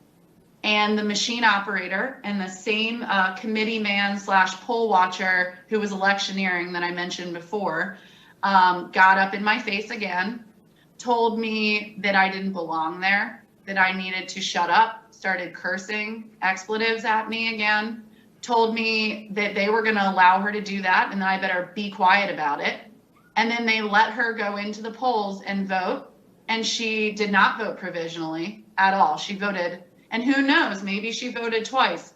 Not to mention, it wasn't until I had actually called our ward leader, who had called the commissioner, who had called the DA, that they then sent representatives down to discuss this with me and defend me. I mean, I had maybe 6 men there because I was being threatened in the polling place. And the committee man that I mentioned earlier, who was threatening me, then got his cousin involved, who was working the polls as a poll watcher and was also wearing electioneering gear. She got up in my face, demanded to see my credentials, then tried to refuse to give them back to me, told me that they were illegitimate minority inspector certificates. They basically told me they were going to call my council rep and he was going to come down and make me leave. Just ridiculous threats. I then testified in a hearing for the city of Philadelphia for them on election day regarding this harassment. And meanwhile, I had mentioned that until we had the deputy sheriff come down and tell us how to actually receive a mail-in ballot and how to vote provisionally, we were not doing it correctly. The judge of elections was not doing it correctly. And I cannot stress this enough. My brother had the same role as me as a minority inspector in a different polling place. And he said they were not doing it correctly either. I don't think that anybody actually really knew how to receive a mail-in ballot. Most of the books that we had to get your authorized signature, some would have a remit ballot little box that you could click, and others didn't have that at all. So if somebody came in and remitted a ballot, I'd almost have to hand write that in just to keep it as honest as possible. There was no place for that. So I don't see really how they were keeping track of that, because you could easily do both. And I mean, it happened in front of me. My majority inspector definitely voted and then went into the polls and voted again. And unless you have questions, I'm not really sure. No. I think that's pretty much what happened. Thank you very much. Senator Mastriano. Thank you. If we can have our final Zoom, I guess it was one or two more, if the next one can come forth.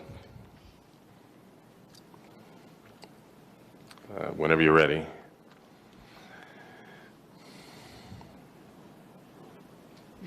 Okay, are you on? Hello? Can you hear me? Hello. Okay, over to you. We can hear you.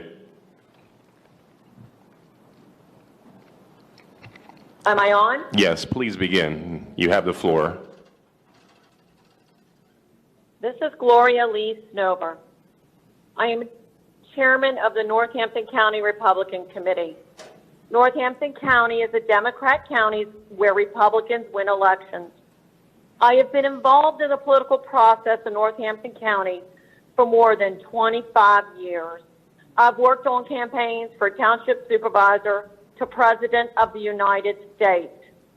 This year was one of the most vast, complex elections I have ever had to oversee as party county chairman.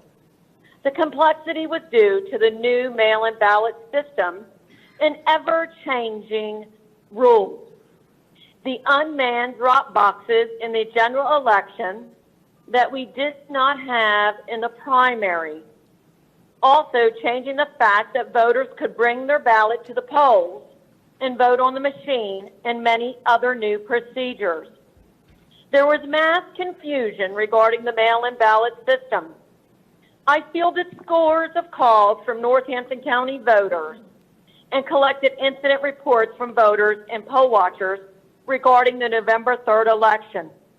The typical calls I would field were, I didn't ask for a mail-in ballot. Why am I on the mail-in ballot list? I did not get my ballot. What should I do? It's been weeks. How come my wife got her ballot and I didn't get one? We applied on the same day. How can I vote on the machines if I applied for a ballot? Is it safe to put my ballot in the mail? My ballot says it wasn't received, and I turned it into the election office in person. My ballot says canceled. What does that mean?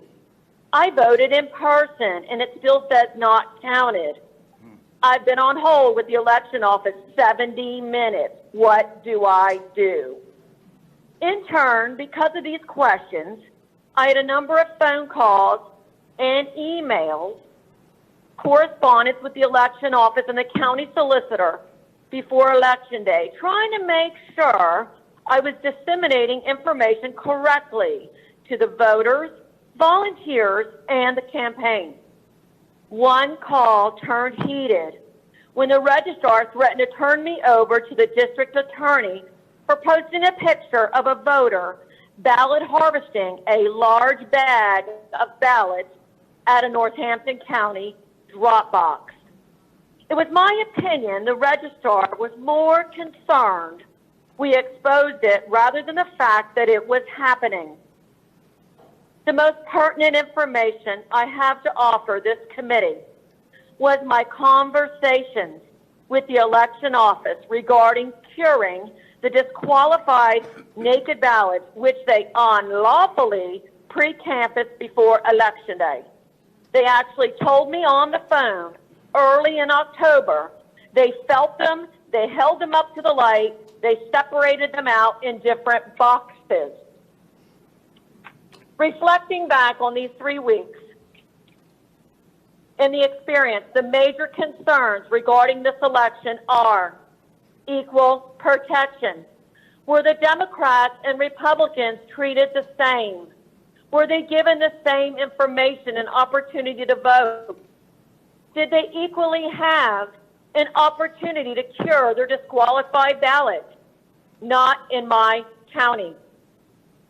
There was no ability to properly witness the canvass of the mail-in ballots or see the actual ballots. Were there signatures? The solicitor told me there is absolutely no law that allows us to see the counting or to see the ballots. To this day, we have no idea what or whose ballots were counted. Another one, very strange. There's a pattern of reactivated old voter rolls that kept reoccurring on the SURE system. The SURE system is our Pennsylvania voter system. Scores of people that had not voted since the 1990s, more than 22 years ago, were all now reactivated and receiving mail-in ballots. People that didn't vote for Obama or Hillary were all of a sudden receiving mail-in ballots, setting up the opportunity for fraud on a massive scale that would go undetected because voters who never intended to vote would not know. The SURE system is not so sure. We also found in Northampton County more than 1,500 votes where the mail-in ballot was received in the election office on a date before it was even mailed. We have a problem with this election. Thank you for allowing me to share my election experience, and I plead with you to remedy the mail-in ballot process. Thank you. Thank you for your testimony. And our last Zoom, are you there? Can you hear me? And if so, please begin. Is there one more? Nope, that's it. Okay, I guess a Q&A.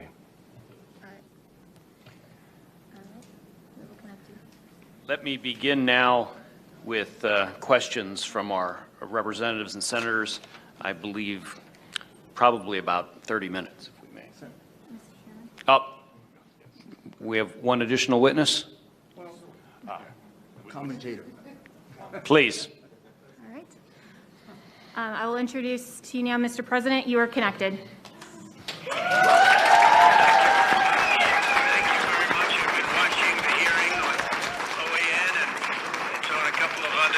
Great networks, but I really appreciate being asked to speak.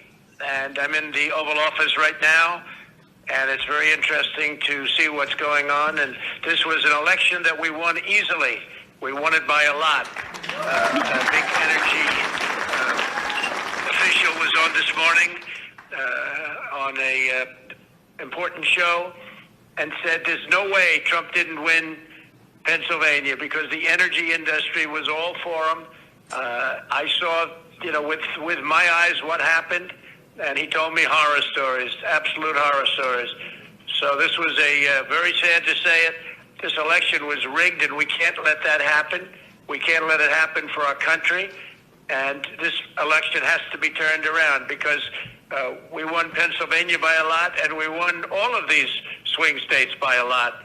Anybody watching television the night of the election was saying, wow, I was called by the biggest political people, congratulations, sir, on a big win. And all of a sudden, ballots were dumped all over the place, and a lot of horrible things happened. And everybody in that room, I want to thank all of the people that signed affidavits and all of the speakers. You're fantastic people. You're great patriots. I want to thank the senators for being there. And it's so important. Day before Thanksgiving, it really represents somebody. Between the voter suppression and all of the horrible things that happened to poll watchers, we have poll watcher affidavits piled up to the ceiling.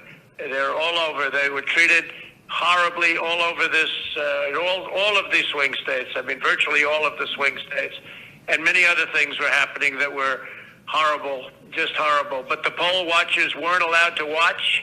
They were, in many cases, whisked out of the room, not only into pens that were 20, 30, 40, 60, 100 feet away, where you couldn't even see. They were using binoculars. People are reporting that they had to use binoculars, and that didn't work.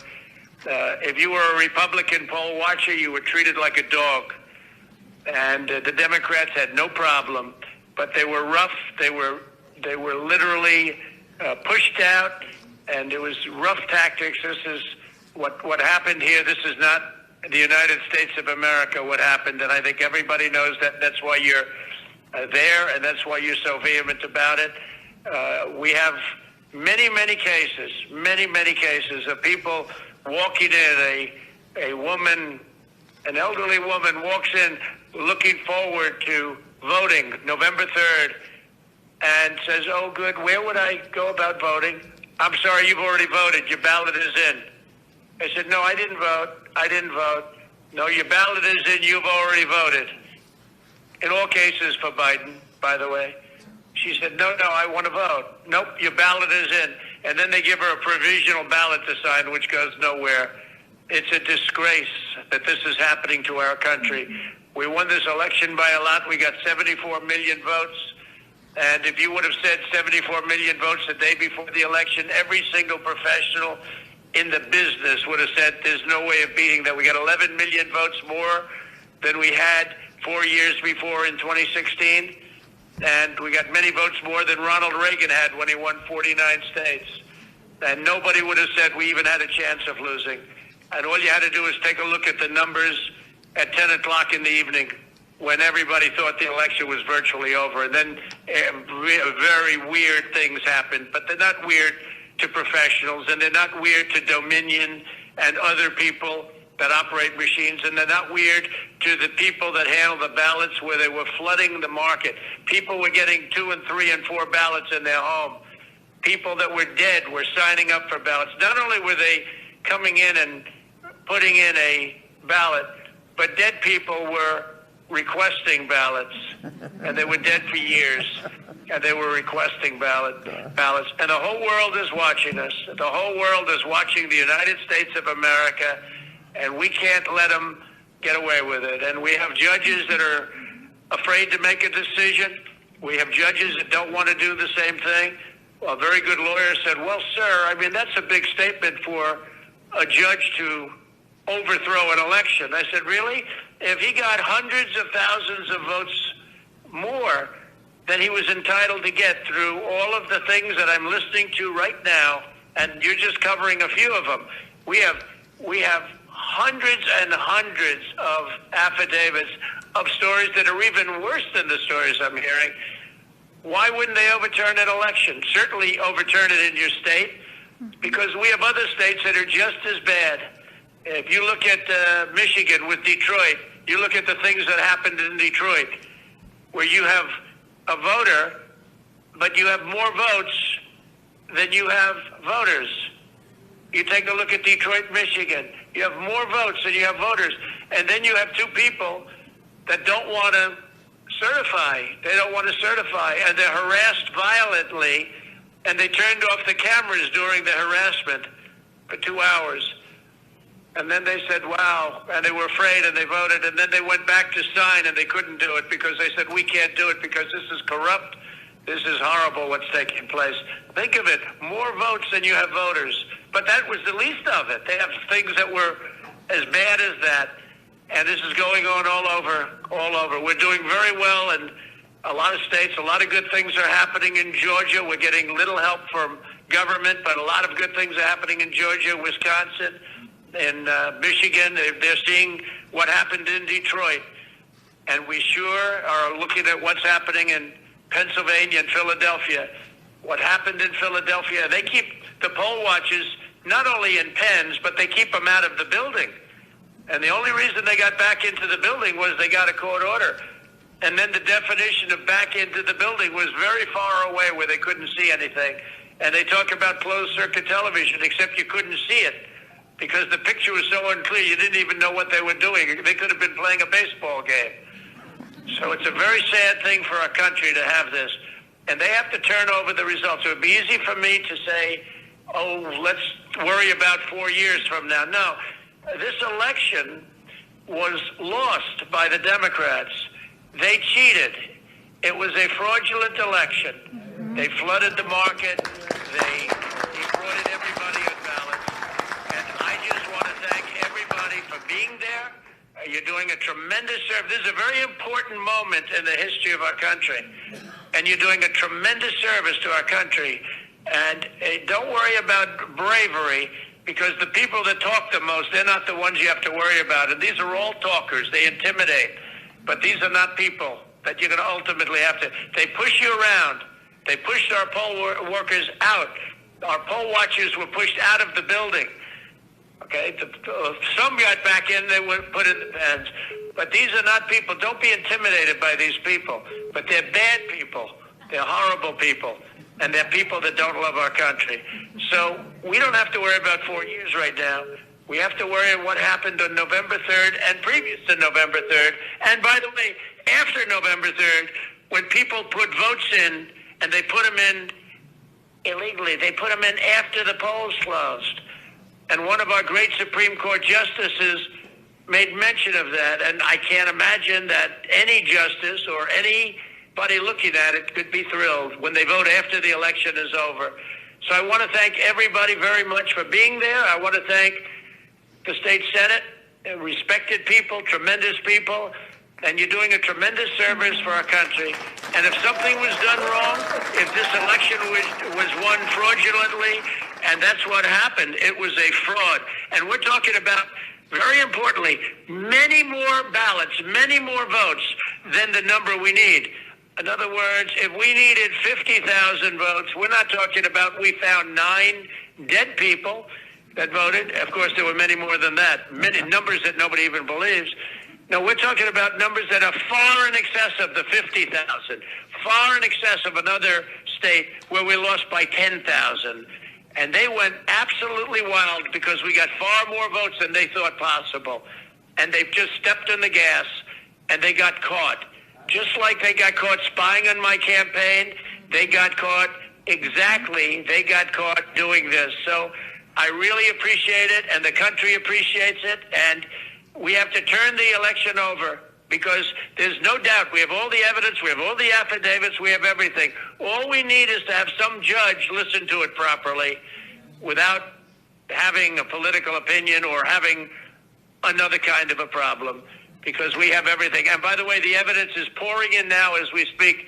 And I want to thank Rudy Giuliani for having the courage to do this, because there are other lawyers that backed down because they were being screamed at. Rudy is the greatest mayor in the history of New York, and there's a reason. He's got great courage, and he doesn't care. He wants to do what's right. And I told him the other day, Rudy, you were the greatest mayor in the history of New York, and you see what happened to New York without Rudy. You were the greatest mayor, but this is more important. What you're doing now is far more important than being a great mayor of the city of New York and being its greatest mayor by far. By the way, by far. This is going to be your crowning achievement because you're saving our country. Thank you all very much. Thank you.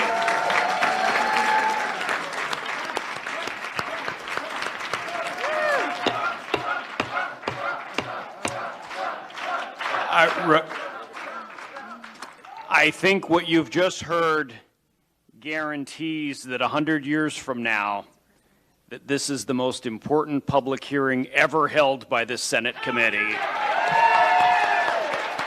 We turn now for our questions. Representative Ryan. First of all, thank you very much, Mayor, for being here, for all the testifiers. You know, 16 years ago this week, I was called out of retirement and recalled active duty to go to Iraq to do the elections in Iraq in January 30th, 2005. That was an extraordinarily secure election. As a former commanding officer of a civil affairs group and psychological operations command, I know how to do elections. And what happened in Pennsylvania from a process control perspective was absolutely a travesty. What I am concerned about is the remedy. How do we go from here? We see that there's a perspective from our council that a 1937 law provided the ability to appoint the electors to the Secretary of State.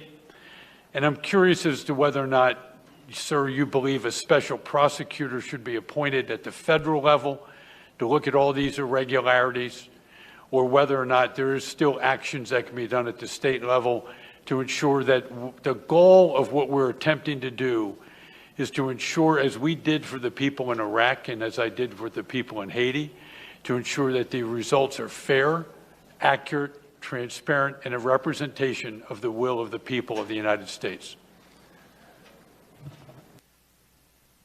My suggestion would be, and of course there are several different remedies that you could have.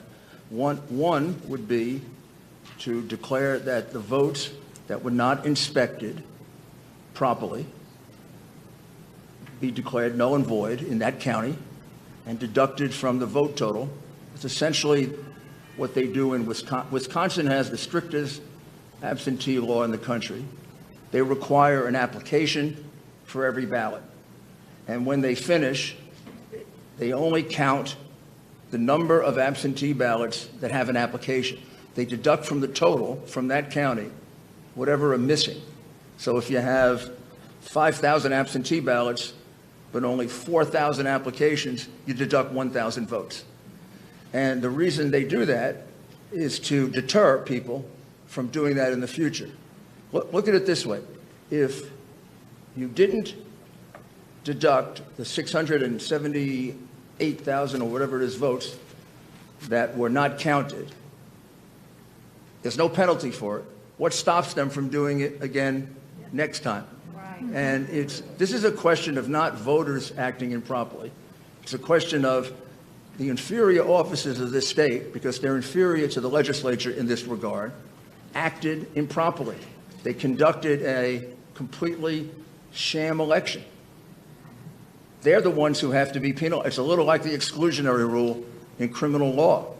They've got to be taught you can't do that.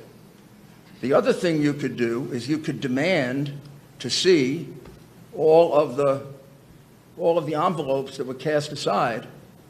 I will virtually guarantee you're going to see a couple of 100,000 envelopes that have no names, partial names, the same name. You could ask to see the ballots. You're probably going to see ballots that are official and ballots that are unofficial. You have two major gaps. You have the 672,770 votes that were not inspected by anyone, secretly put into the ballot box. And then you have this gap that I don't understand between the mail-in ballots you sent out, 1.8 million, and the number you counted, 2.5 million. That's totally impossible to explain, other than what some of the witnesses were suggesting, that they were basically stuffing the ballot box. I believe what happened is they never expected to be behind by 700,000 or 800,000 votes on election night. They expected to be behind by a couple of 100,000. In Philadelphia, to steal a couple of 100,000 votes, they do it every year. And that's not going to be tough. Now you had a real big problem. So you had to create mail-in ballots. You had to stretch it out for a while. We didn't go into detail on the Dominion system, but we have two other experts who can show you how they injected votes into the Dominion system. And also, so I think I would settle this election, but I would definitely appoint a special prosecutor to prosecute the people who conducted this election. You might even ask just a general question: how could the governor and the elections commissioner, how could they have selected a company that counts our votes outside the United States? Amen. I didn't know that. Thank you. Thank you. Representative Mall, questions for any of our panelists? This is like our lightning round here to conclude. Thank you, Mr. Chairman. I think what I'm going to do is make more of a statement to throw out a timeline, because to try and reiterate what everyone else has already done. A couple of years ago, our Supreme Court in Pennsylvania very illegally redrew congressional maps. It's very clear in our Constitution that is a legislative act. Fast forward a couple of months ago, our Supreme Court rewrote our election law. Again, that needs to be done in statute. It is a legislative act. When it came to the mail-in ballotings, that House bill, I want to say it was 77, Act 77, I was really kind of taken aback by how eager the governor was to sign that bill. Normally, bills can sit in his desk almost 10 days before he signs them or lets them become law on their own or vetoes them right away. And that one he signed almost instantaneously. And I just kind of wondered. So after I saw what happened in the primary, I wrote House Bill 2626. And this is where it kind of locks it in for me, Mr. Mayor and panelists. In House Bill 2626, I saw where there could possibly be stuffing the boxes. So I said, simply, let's put a barcode on the bottom of every mail-out ballot so that the machine has to read a barcode that was accepted by the elections office. Before that ballot goes out, they zap it. When it comes back, if that barcode doesn't match one of the barcodes that they sent out, it gets kicked out. The governor immediately, as soon as we ran that bill out of committee, said, that hits my desk, it's an automatic veto. Not everybody knows that, but that came to us. We had to literally strip that out of the bill. And I will be reintroducing a bill to barcode any ballot that gets mailed out when we get back. Trust me. Then we have the drop boxes, the 3 days extra to vote, the ignoring the signatures and ignoring the postmarks.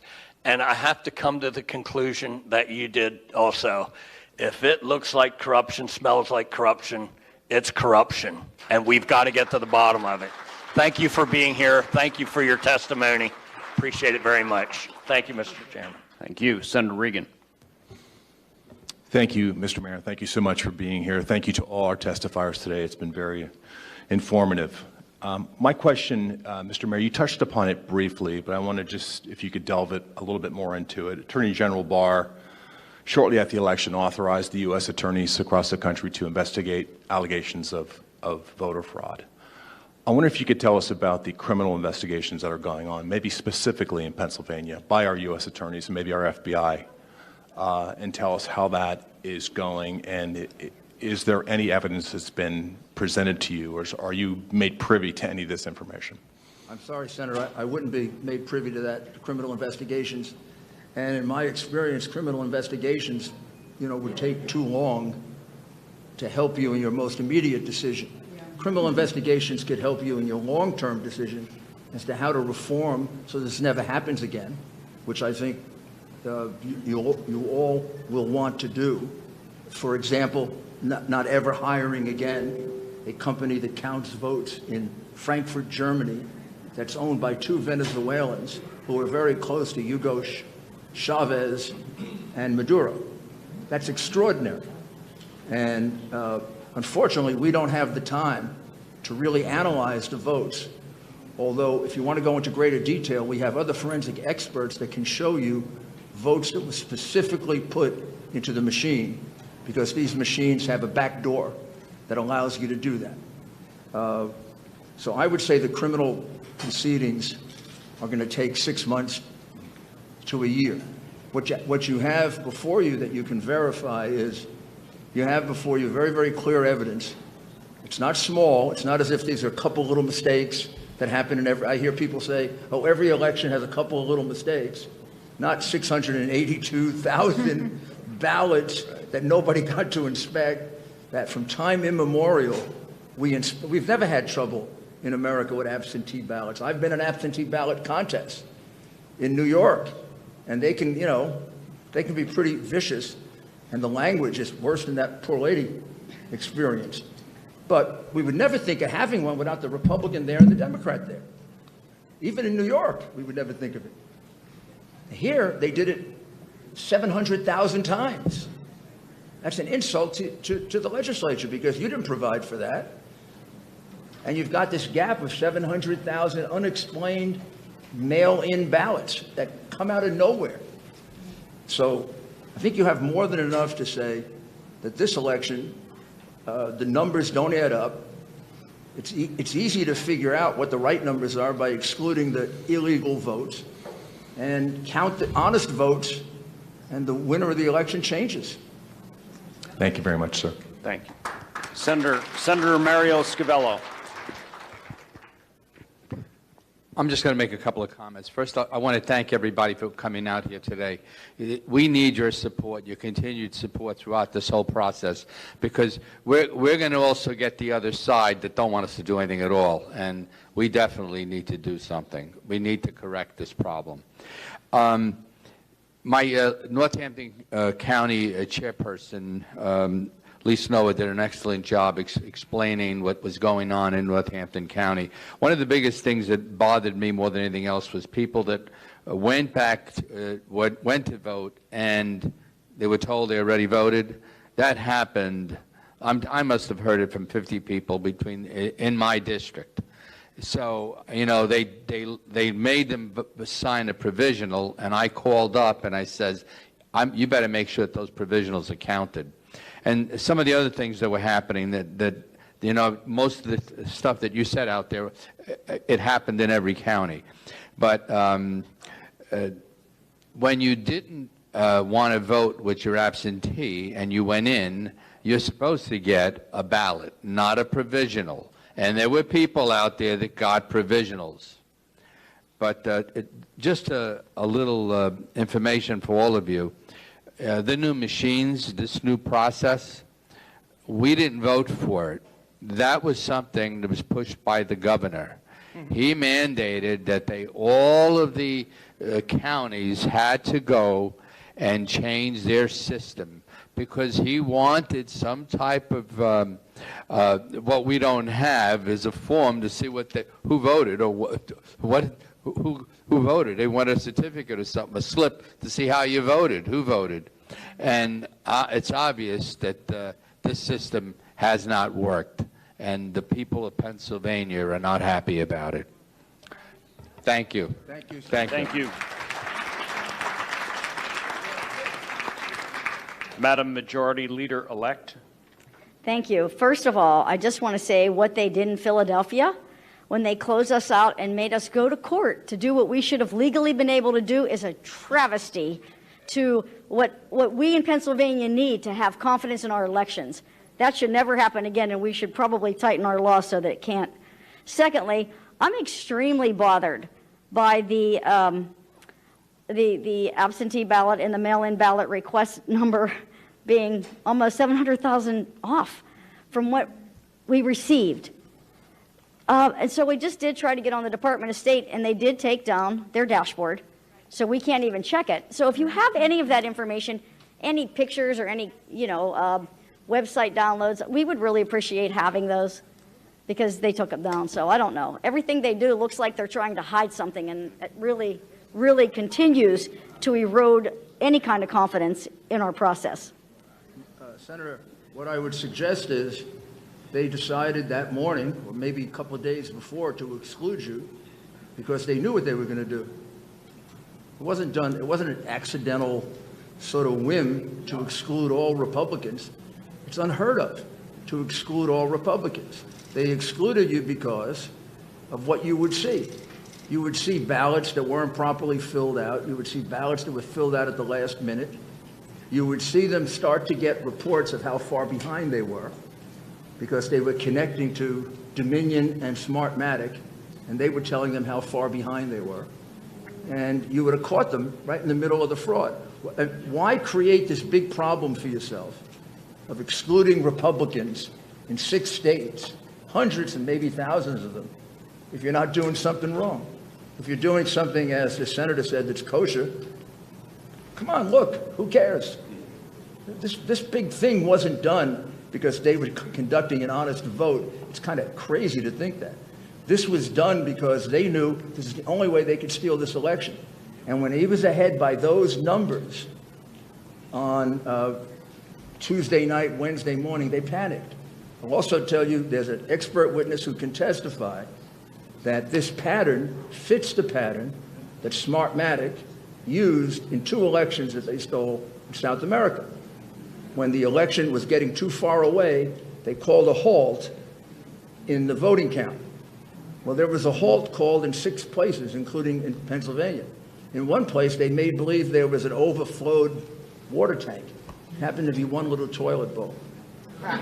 They took a 2-hour halt, and in Michigan, they brought in 100,000 ballots through the back door and counted them with nobody observing them except 3 people who happen to be remaining behind. That's evidence that's also in affidavits and could be presented to the Michigan legislature. Those people are willing to testify. And just one other thing, these people are very brave people. A lot of people aren't testifying.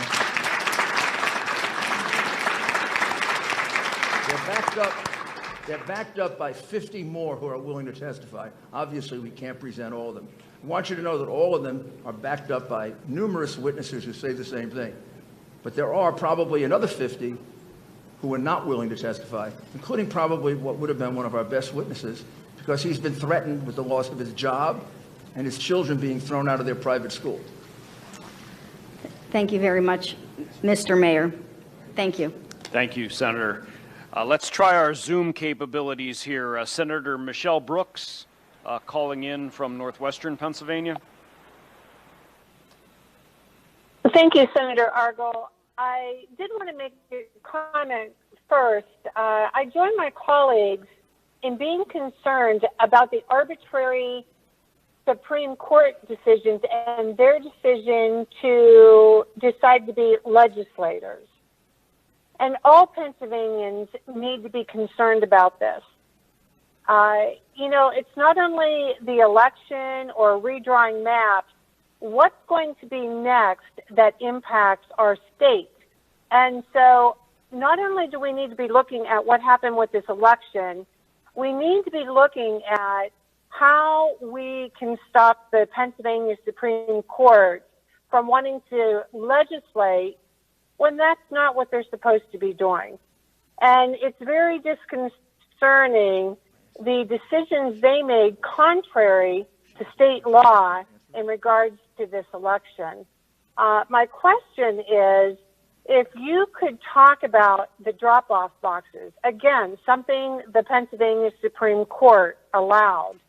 Talk about the security around them. I know in my area I did not have a significant amount of drop boxes, but can you talk about what type of security or parameters of safety were around these drop-off boxes, and also how many ballots were collected in these drop boxes? Thank you. That, of course, is the subject of another lawsuit. It was brought the other day. I only know it generally. The drop-off boxes were provided, speaking very broadly, in the Democrat part of the state, not in the Republican parts of the state. They were many, very close to each other in Philadelphia and Allegheny County, places like that. They were miles and miles apart in other places. And as far as I can tell, I've only read the lawsuit, don't know the details of it. There was no security for them. And there are many situations where very suspicious activity was seen, with people dropping off, you know, you're not supposed to harvest votes, people dropping off 30 and 40 ballots at a time. That's a pretty big family. They're going to have a tough time this Thanksgiving, by the way, with the rules of the government. They're going to have to eat in like 4 or 5 different tents. With hopefully they'll be able to celebrate Thanksgiving. But I'm sorry, I just don't know the details of that. But it is the subject of another lawsuit, and the decision of your Supreme Court that is completely outrageous is the one in which they say that present means just being there. I mean, there was a movie with Peter Sellers called Being There. I don't know if you ever saw it, but he was a potted plant. That's totally absurd to think that when you passed the rule that there should be present representatives of both sides or all sides, that you meant for them to sit there and look at the drapes. I mean, they were supposed to be there as the intermediate court decided. This case was decided by the intermediate appellate court in the president's favor, with a very sensible decision saying present in this context can mean only one thing, present in order to see the identifying data. And in a completely political decision, 5-2, they ruled what I would regard as it was a totally irrational ruling, which we will appeal to the Supreme Court. I think it was embarrassing Thank you. for them to rule that way. Thank you. Senator Judy Ward.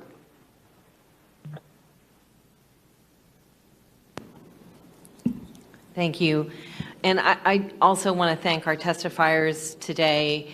They were incredibly brave, and what I heard today was so troubling to me. I don't know if I'll ever get it out of my head. And I'm sickened by the fact that it happened here on our watch. In regards to doing a forensic audit, would this be able to be done or be anywhere accurate? Does anybody know? I was just looking around for my two experts. He came over to tell me that all of the material that we have, forensic material we have, is archived, and we can easily make it available to you online, and you can look it over. I don't understand all of it, but maybe I have people help me understand it. But yes, you could do a forensic audit of the machines. Do it. You can do that. Thank you. And I think it would be very, very helpful. I understand that even one machine would give you a great deal of information about how the whole system operates and how they slip votes in at various times. And you're not supposed to be connected to the internet in the counting room, but they were connected to the internet. And your tally was being sent to Frankfurt, Germany, where it was being analyzed. We have a question from Senator Langerholk out in Johnstown, connected via Zoom. Wayne, can you hear me? Thank you. Yes. Yeah. Thank you. Can you hear me? Yes, loud and clear. Thank you. Thank you, Senator Argle. Thank you, Senator Mastriano. Thank the testifiers for being here. Mr. Mayor, thank you for your testimony. I've been vocal that we must allow this legal process to play out. And a country that we live in that we do not allow that is not a country that I want to be a part of. My question is on that legal review and on those legal process. Mr. Mayor, can you give us an indication of how many lawsuits are pending, where they're at in the various appellate processes? And second part to that, the allegations of the mail-in ballots, the 1.8 versus the 2.5 that came in, is that the substance of a lawsuit? Thank you.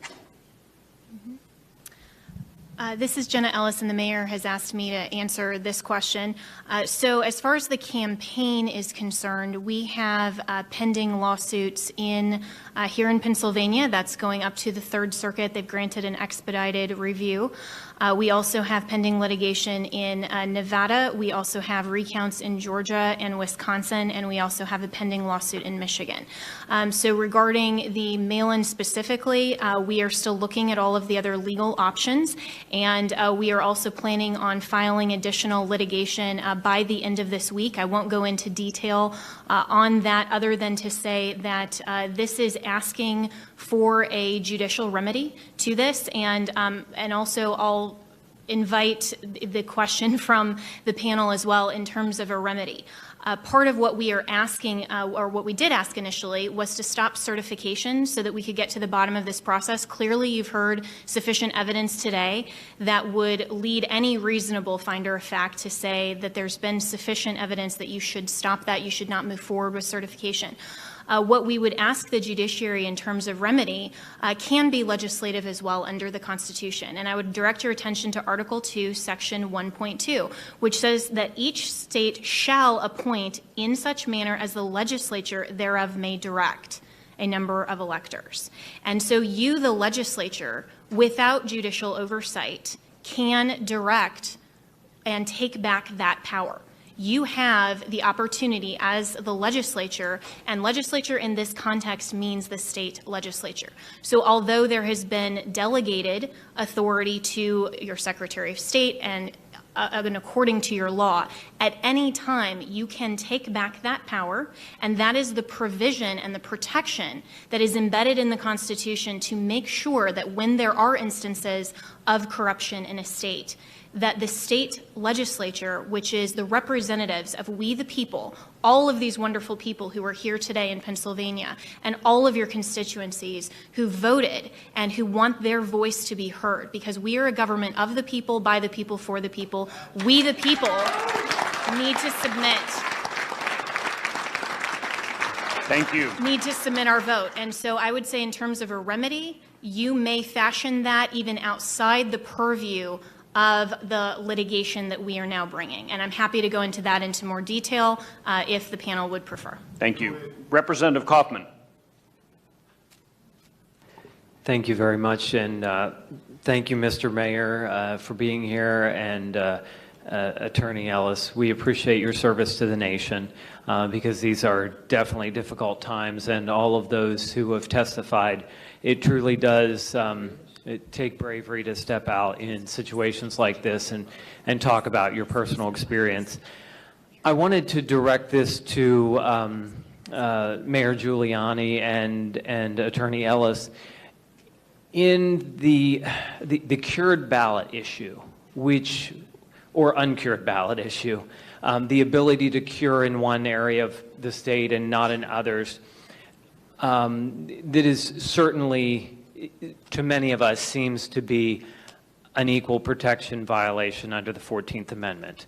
Can you quantify what you found as far as maybe number or information as far as the number of ballots we're talking, and how widespread it is across the Commonwealth as far as, were there 2 counties that allowed for curing, and, they were Philadelphia and Pittsburgh, or were there more counties out there that allowed for curing? That kind of information would be very helpful to us, I think. There's no question, Representative, that it went on, and it went on in the 2 counties you mentioned, and probably 3 or 4 more, curing, in other words. It did not go on in the majority of counties, Republican or Democrat. Most of them were in a quandary. The Elections Commissioner sent out a notice, advice that you could cure the ballot. If you checked with your lawyer would say, no, you can't do that. The legislature has to provide for a cured ballot. So your counties that were sticking to the strict letter of the law didn't provide for curing. The counties that were acting, I would say, illegally, because the election commissioner doesn't have the authority to make that change, followed it. It does turn out that those are largely the Biden counties did the curing and the Trump counties didn't do the curing. It's hard to know how many it affected. I could get you the number of actually cured ballots, but I don't think I can get you to the number that weren't cured. Okay. Who are the ones that were affected? When we argued this in front of the court, the judge said, well, maybe those people in the counties that didn't allow curing should sue that county. But that county didn't do anything wrong. That county followed the law. The reason they were deprived of their right to vote on an equal basis is because other counties followed what would be the illegal advice of the election commissioner, that you can cure a ballot, for which there is no authority in state law. So we will try to do better to get a good number there, but it's hard to do because a lot of it affected people who just didn't vote. Sure. But I do think the practice, in some cases the numbers are sufficient to overturn the election. In some cases the numbers aren't.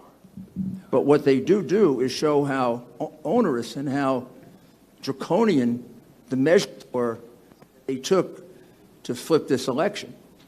I mean, some of them result in numbers that affect the outcome of the election, like not examining the ballots. Some of them don't. But there's still indications that this was a deliberate fraud. This wasn't just a couple of election officials kind of screwed up. This was a deliberate, planned fraud, and that's why the remedy, which seems kind of tough, is justified. If this were just a couple of mistakes, that would be a tough remedy. But this is a plan that was carried out throughout your entire state, and I submit it was carried out in concert with other Democrat organizations. And if you look carefully, they picked only Democrat cities where they control law enforcement and the courts, and they can get ridiculous decisions, like the first the decision they got from a judge in Philadelphia who said, "Oh, you're present. Why do you have to see anything?" Well, because I'm an inspector. That's why. That's a purely political hack decision. And they knew they could get decisions like that in Philadelphia, in Detroit, if it were a different kind of election, Chicago, New York. Those are the kinds of cities they picked. They didn't pick, even in your state, kind of neutral cities, Democrat or Republican. Thank you. Representative Schemmel. Thank you, Mr. Chair. 3 quick questions for 3 different testifiers. So we certainly know about the irregularities and inconsistencies. You just detailed an inconsistency, and you can't prove a negative. That's why you can never prove votes that were never allowed to be cured. But in regard to allegations of fraud, I have a question first, and forgive me, I don't remember names, but the gentleman here from Philadelphia who was denied admittance to observe in a poll. You described being denied the ability to get into a polling place. Did you seek to be admitted to any other polling places and were also denied? I could have gone to other polling places where I heard there was problems, but we decided to move on to other problems. What was her name? I was actually at her polling place that when she was being totally harassed. I was one of about 5, 6 guys to stop the harassment. So there was no polling place that you sought admission to in and around the city of Philadelphia that just allowed you in when you displayed your orange card? I probably could have gone to that entire ward and had the same problem. We went out of that ward because there was other problems going on that day. Okay. Next question for a gentleman next to you, from the attorney from Florida. You were observing polls and the processes in the city of Pittsburgh. I believe that you described being kept away from being able to observe the tabulators and so forth. That was a problem we certainly saw in other places in the city of Philadelphia. When you were eventually allowed to get closer, where perhaps you could see the ballots and the votes, did you observe anything different about the behavior of the tabulators? Did their behavior change? Did their methodologies change? Anything to lead you to think that they were conducting the process one way when you weren't observing, in a different way when you were? In the first instance, we were never really able to get, there was only one element of the process where we were able to actually get reasonably close to see what a tabulator was doing, and that was with overseas and military ballots. When overseas and military ballots come in, they come in a different format that's not readable by the machines, and so there's a individual that takes the ballots and then keys in the votes for the voters. And of that group, we could see about 3 or 4 of those people doing that transposition of those ballots. Beyond that, and that was for a very short period of time on actually Friday evening, Friday after the election, they were beginning to tabulate overseas and military ballots. With that singular exception, we couldn't actually see any ballot at that particular moment that you ask about. There was no opportunity to ever really see any ballot other than that situation. And there was one worker that was within, 8 or 10 feet of us at the edge. And we did, in fact, see him do 35 Biden military ballots all in a row, which we found to be kind of curious. But it did not... what he was doing did equate with the papers that he had in front of him. Okay, thanks. And my final question for Mr. Giuliani. You've alleged fraud within our voting system, and we've heard a lot of anecdotal evidence, we have as representatives and senators, and you've presented a good deal today. But amongst the affidavits you have, do you have any affidavits from anyone who is could be qualified as a whistleblower, who actually was part of the fraud and is now willing to testify as to the fraud? Yes, we do. We have, I believe, I have to check this, but I believe sometimes I get the states a little confused. But I believe there are 3 that would need a subpoena to protect themselves in order to testify. Okay, and then I would presume that's and I would part say of your legal... at least one of them is a Democrat. Okay, I'm not that's sure the other 2. part of your legal claims, I would assume. Yes, sir. Very good. Thank you. And if there's a subpoena process, we could work with them to come forward. And they're frightened for their jobs, and I don't want to make too much of it, but they're also frightened for their physical safety. I mean, this is a case in which one of the lawyers, one of our chief lawyers in the case, had to leave because his family was threatened, his little children were threatened, for representing the President of the United States. That's not America. Representative Jones.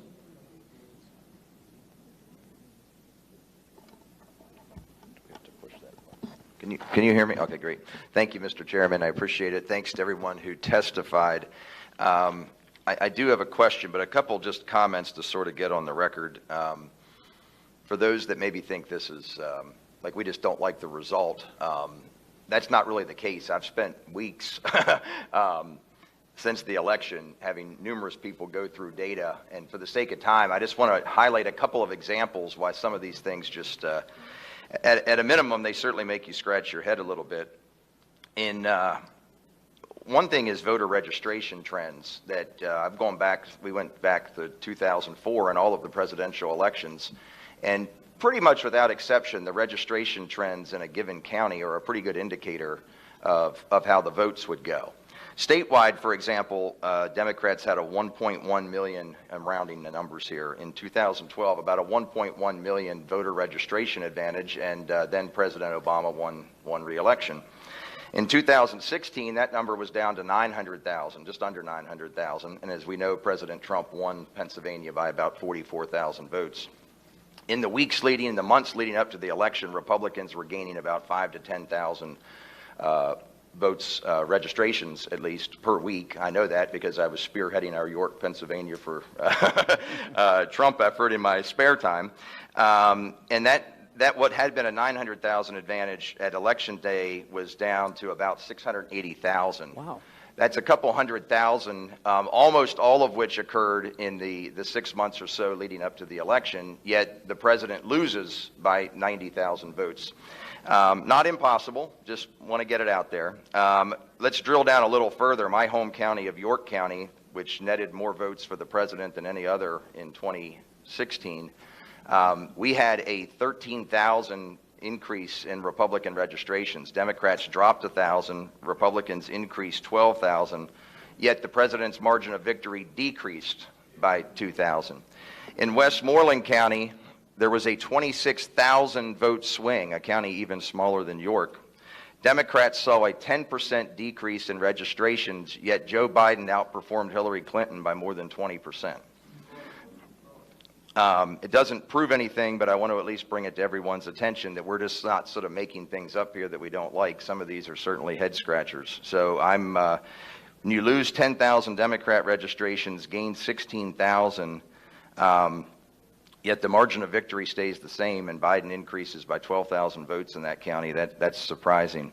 Lastly, if I may, I want to talk a little bit about, I don't know if the gentleman can testify or can return, but your witness on the gentleman with the military background on the voter fraud and so forth. Colonel Walden. Yes, thank you, sir. I guess my question here is, do we believe or have reason to believe that the mail-in would be more or less susceptible than the election day vote to manipulation? And here's why I ask. Another head scratcher. I'm comparing Republican to Republican, Democrat to Democrat. We all know that Biden did better with mail-in, and that was expected because a lot more Democrats voted by mail, and of course the president did better on election day. Nothing to see there. However, when we compare President Trump to a relatively unknown candidate named Stacey Garrity, who was elected a Republican who won the race for treasurer, on election day, the president did 128,000 votes better than Ms. Garrity on election day. Not really all that surprising. A number of people don't vote down ballot and so forth. Yet with mail-in ballots, she did 41,000 better than the president. I have a hard time understanding that. Let's go to Joe Biden. We have a relatively well-known attorney general here, Democrat, Josh Shapiro, who won re-election. He, on election day, he defeated Joe Biden by 52,000 votes. He did 52,000 better than Joe Biden. Yet with the mail-ins, Biden does 54,000 better than Shapiro.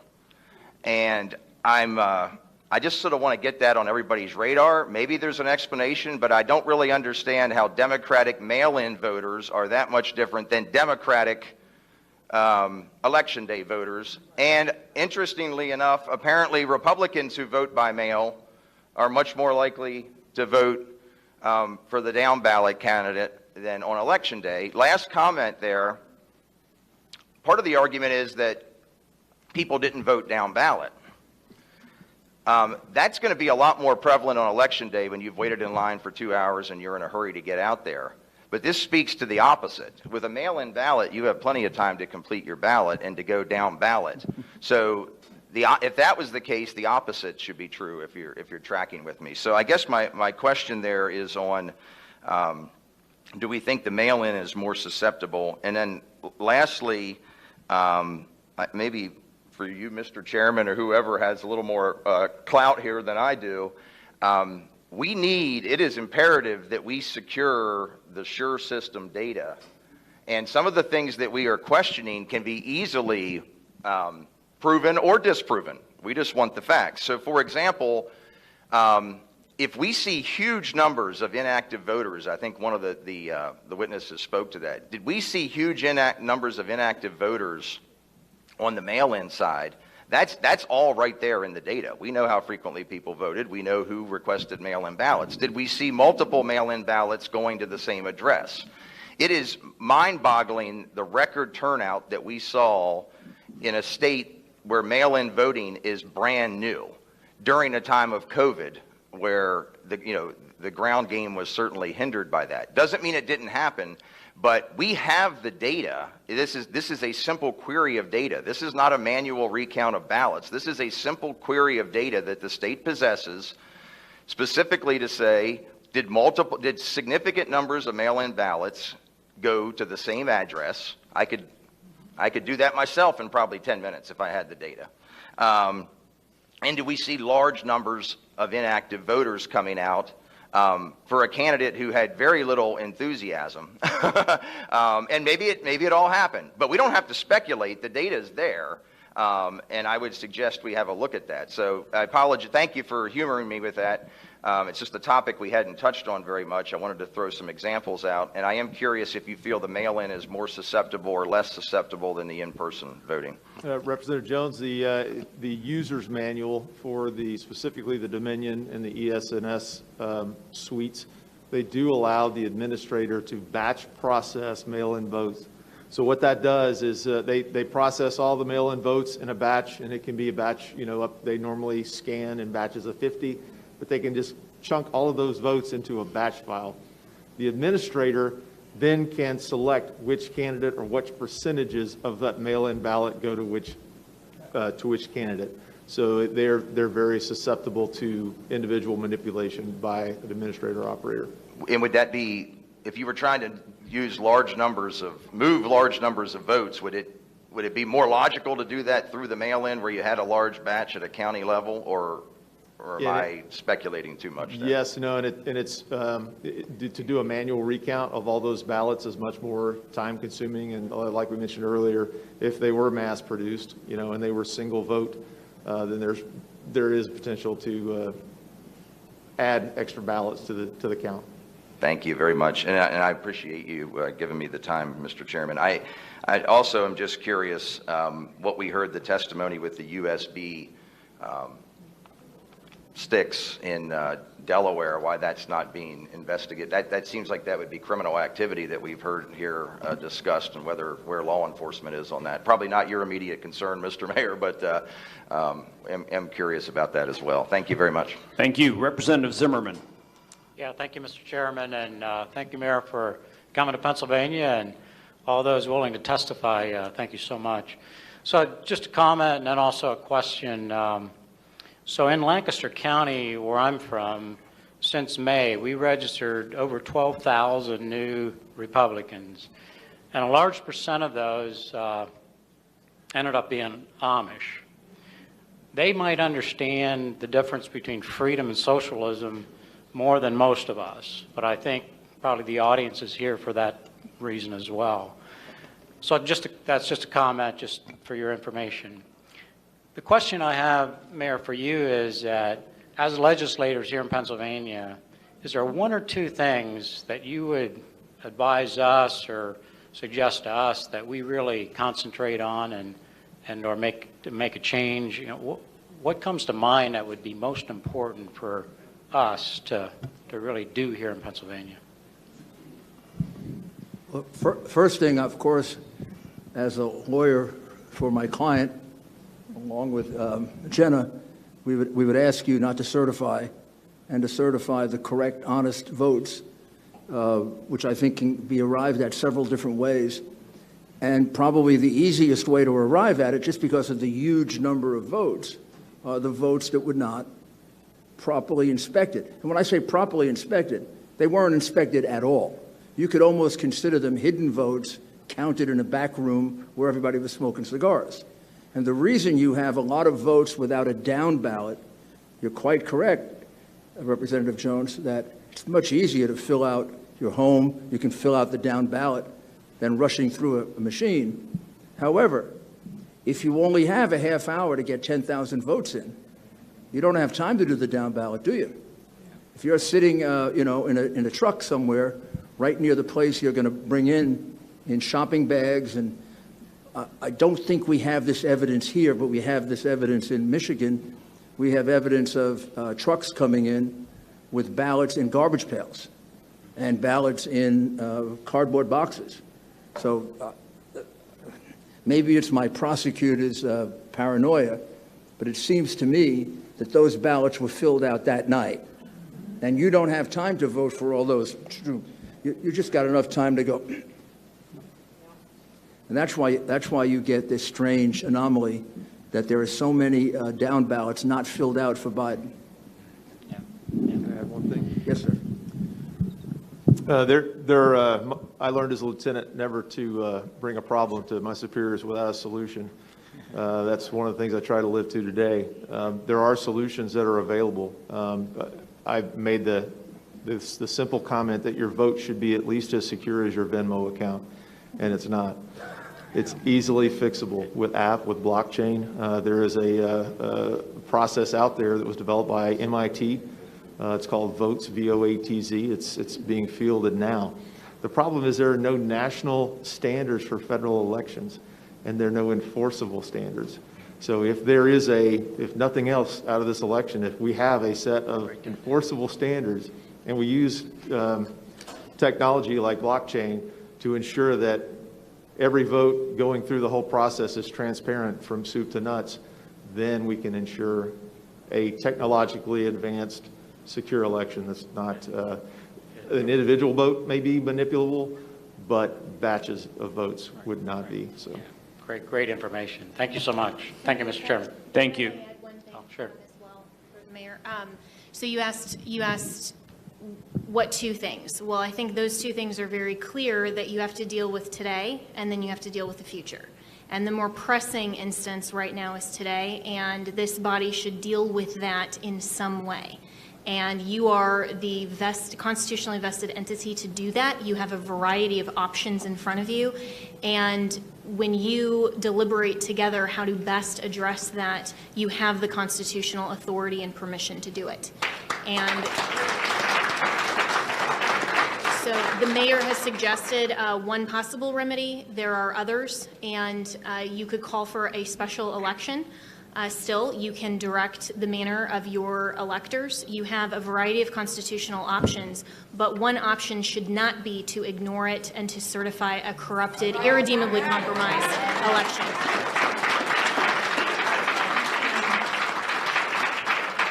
So we would ask that you deal with that today, and then for the future, look at all of these things that you've raised. Look at all of the voting machines. Look at all of these people who are interfering, really. You have an executive office and branch that is runaway. You have from your governor to your secretary of state to each of these individual election officers. This is election official fraud, and that's what's going on here. And for the sake of every future election, that should be addressed in the legislature, because you also have the constitutionally vested obligation to the people of the state to address that. So my recommendation, along with the mayor, and I sincerely applaud everything that he has said as well, and on behalf of our client, but on behalf of the nation. You're right when you say that this isn't just about overturning an election. It's not about deriving the outcome. That's what the fraudsters want to do. What we want to make sure of is that we, the people, get to select and prefer our commander-in-chief, and you have the obligation and the responsibility to ensure for the people of Pennsylvania that that Thank you. occurs. Thank you very much. Thank you. I believe we have Representative Metcalf on Zoom with one final question. Darrell? Can you hear me, Senator Argyle? Loud and clear. Thank you, sir. Thank you, Senator Argyle, Senator Mastriano, for hosting this very important hearing. It's very important to the future of our republic today. Thank you for the invitation to the House members that are joining you there today. Thank you for the invitation for me to join you via Zoom today, and thank you for the opportunity to provide some input and ask a question of Mayor Giuliani here today. But a lot of what's been talked about, and I really appreciate Mayor Giuliani and the attorney's initiative to the General Assembly to reassert our constitutional authority regarding the certification of this election. I am former state government committee chair that had oversight for the election law for many years. I served in that position not during the last term, but in the past, and we have battled in Pennsylvania to fight the fraud and fight the way that our election laws have been violated, not just for several cycles, but for decades. And we've actually had a state Senate race that was overturned, I believe, in the Philadelphia area back in the 90s because of fraud. So when we look at what has occurred here, and I really appreciate Mayor Giuliani bringing all of those individuals before us today to provide a testimony at this hearing. And I think even more important, I hope that we get a chance to see that their testimony was heard in a court of law where a just ruling is found to protect every legal vote that was cast here in this election in November, and to discard all those votes that were not legally cast. And I think as we've been overwhelmed, as was mentioned by the senators at the beginning of this meeting, that as we came through Election Day, and prior up to that, we'd had 3.5 million people filing for unemployment because of the unconstitutional dictates of Wolf to shut down businesses and stop people from going to work in Pennsylvania. And we were just overwhelmed with those calls. But since Election Day, we have been overwhelmed with calls from individuals who are distraught over the future of our republic, the future of our future elections, and being able to ensure that people are having their legitimate legal votes counted to elect who's going to govern them. And right now, with the examples that were shown here today with these witnesses, a lot of the people have been calling my office and emailing me. They are demanding action. And as we've heard today, there's a lot of citizens out there that have important information that needs to be shared in the courtroom to ensure that these fraudulent activities, and it's not, I mean, a lot of times when people talk about fraud, they're thinking of impersonation, but that's not what we're talking about. We're talking about fraudulent activities as far as a fraudulent election because they've not abided by the laws that have been passed by we the people through our elected legislature as the U.S. Constitution, as our state constitution, as our laws provide for to facilitate our elections. So Mayor Giuliani, as we move forward, and I stand with Senator Mastriano and others that are there today. I actually sent an email out while I was listening to some of the testimony today given at the hearing to the whole Republican caucus in the Pennsylvania House to encourage them to sign on and listen to what was happening today with this information that I think they all need to hear, and that every Pennsylvanian, every American needs to hear, to help encourage our citizens, Mayor Giuliani, as you move forward in the court battle. I know the press has been continually, day after day, saying no evidence, no evidence, no evidence. Well, I think we heard a lot today. Do you expect that you're going to have an opportunity in the right level of courts in our state, in our nation, to have this evidence presented by some of these people here today and others that you have signing affidavits? Yes, I am. I'm certain that there will be a court decision that will allow us to present our evidence. The case in Pennsylvania was dismissed on a motion to dismiss, in which the judge made factual findings against us, basically saying he thought our claims were absurd. Of course, he has no right to do that on a motion to dismiss. On a motion to dismiss, he has to assume that everything we're saying is true, and I think it was just done to delay us. And I can't imagine a judge giving a correct decision here that wouldn't at least allow us to have a factual hearing. And the reason we came to you and some of the other state legislators is because I believe that we're being denied our right to a hearing by the courts. But then again, you do have responsibilities equal, if not superior, to the courts to oversee these elections. So we've made similar requests to the legislatures in Michigan, Arizona, and Georgia, and we're very hopeful that next week we'll get to present to them as we also press for a hearing in court. I think it is really important for the American people to see these are not my claims or Jenna's claims or President Trump's claims, and many of these people came to us because they're so upset. These are the complaints of the American people, and I'm more than happy to make available to you an outline of the other affidavits. It would have been impossible to produce all the witnesses, but I can show you that for each one of these witnesses, there are anywhere from 15 to 50 other witnesses who saw the same thing. I have a list just in Pittsburgh alone of 27. I have a list in Philadelphia of 32.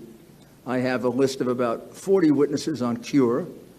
Even though the numbers aren't ascertainable, there's still a lot.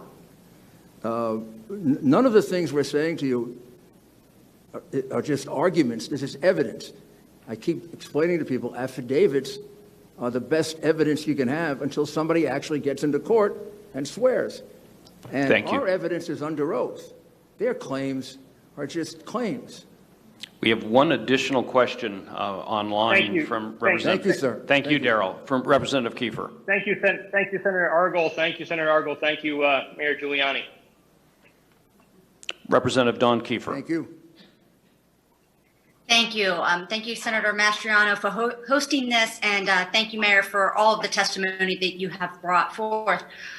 Two questions I have. First is regarding testimony that we received on the pink highlighted ballots that were scanned through and submitted, and then they were able to be redocumented and then scanned through again. Is there any action being taken on that, given the number of ballots that we're talking about there? Do you know the answer to that? I don't. That's a state issue. I'm not sure. I'm not sure I know the answer to that, but I'll get it for you. Okay. That's not something we ran down. Okay, that would be great to know, because I know we saw a lot of that. There's speculation out there that people were just blindly filling out these ballots, but there is supposed to be a process, and so and it was my understanding that that process was supposed to be videoed or live streamed and witnessed by a majority and minority inspector when you are recreating a ballot that is not able to be scanned.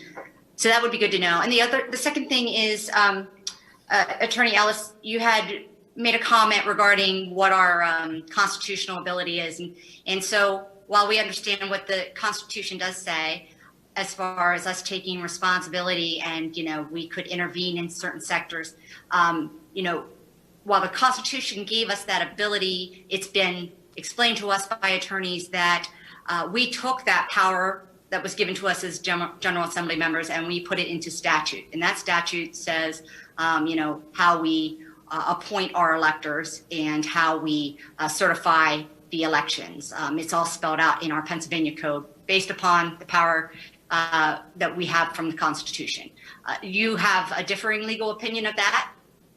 Yes, I do. And I think that our collective, and with my co-counsel here, you can take that power back at any time. And when you have the delegation of authority, the legislature can take that back. And you also have an instance here that the law was completely ignored.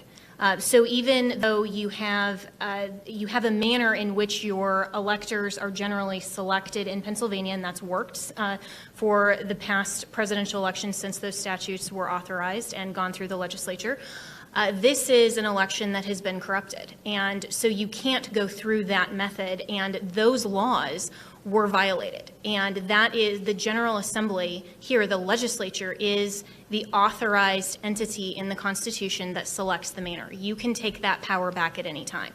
And so when the laws were ignored, and that's where we have, and why we have all of this evidence to bring to you, is to show you each of these different types of ways that election officials have violated the manner in which you, as the General Assembly, have prescribed in the law how you select your electors.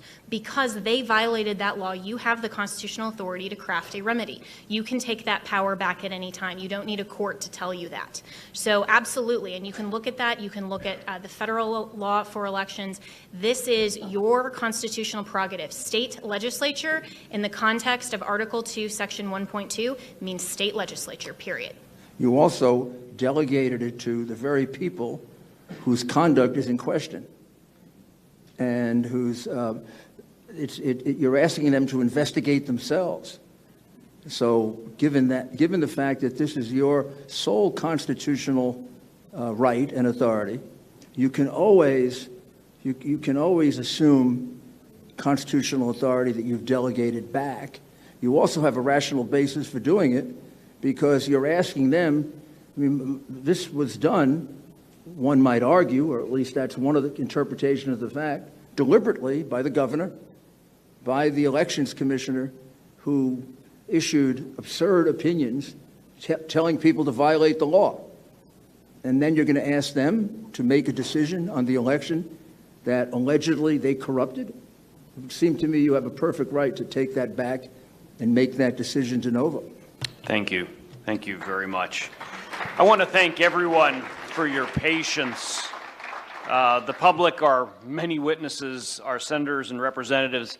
As you've seen today, this COVID pandemic has made holding a public hearing a little bit more challenging than usual, but we have still received an enormous amount of information today, information that we will share with every one of our members. There is no doubt in my mind that we will pass legislation in the House and the Senate based on what we have learned today. I also want to thank Senator Mastriano. Doug and his staff have been enormously helpful today. It really goes without saying, we would not be here without Doug Mastriano, and so I'm going to give him the last word, because I know even if I didn't, he'll take it anyway. And he deserves to have it. Doug. I love you, Senator Argyle. Thank you for being willing to use your committee to do this hearing. So we pulled the trigger yesterday morning around 9 a.m. and look what happened here. And as Jesus said, you shall know the truth, and the truth shall set you free. Guess what? Guess what? The truth's out there. Media, you should have found these witnesses. You need to do your job. Now you see them out here. Do your job. You're essential to this republic, and without you doing your job, instead of being partisan hacks, this republic can't stand. So now you got some information, you got some witnesses with courage. These people are heroes to me. As a retired Army colonel, I look at them and I say, you guys are outstanding. Thanks for being willing to step up. Because I am cognizant that the so-called tolerant people on the left will not show much love or tolerance to people they disagree with. And so thank you for standing, because you're warriors, being able to stand for and save this republic. So thank you for going forward here. I mean, indeed, I started this off quoting from John Adams. We are in Adams County. You know, facts are stubborn things. There's a lot of hard facts out there, and guess what? As history and change in 1863 in Gettysburg, back then it's July 1st, 2nd, and 3rd, so on this day, history is changing for our country and state back at Gettysburg once again.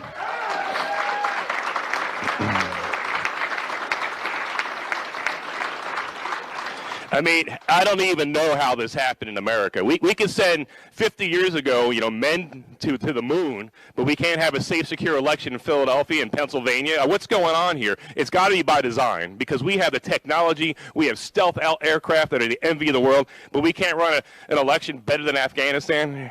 Congressman Perry, you and I were in Afghanistan, and I don't know how in the heck Afghanistan has more secure, safe elections than Pennsylvania does. I mean, beam me up, Scotty. There's no sign of intelligent life anywhere. Really?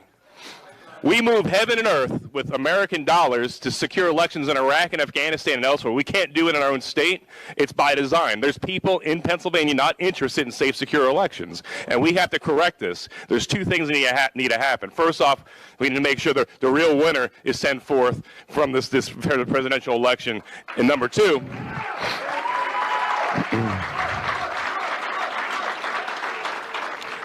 we need to fix this. This doesn't happen ever again.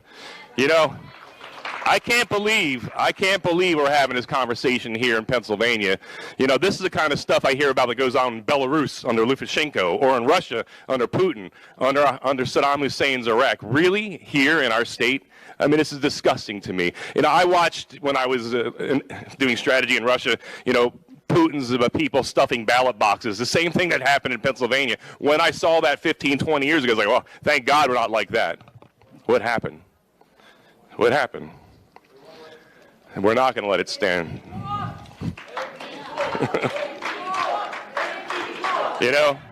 I saw, you have to forgive people because we are a constitutional republic, so I'll forgive those that say democracy, but I saw one man had a sign in Philadelphia, and the irony wasn't lost on me. Democracy dies in Philadelphia. Can you imagine the irony of that? Where the light of liberty was lit in 1776, it transformed this world, where in this very same state, a new birth of freedom. And then, of course, let's not forget 2001, Todd Beamer, let's roll. You know what? It's our time to roll.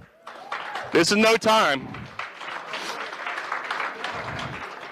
Democracy can die in darkness, in dark rooms with no transparency and accountability. We're shining light on this darkness here. We're going to take our state back. We're not standing aside in this hour.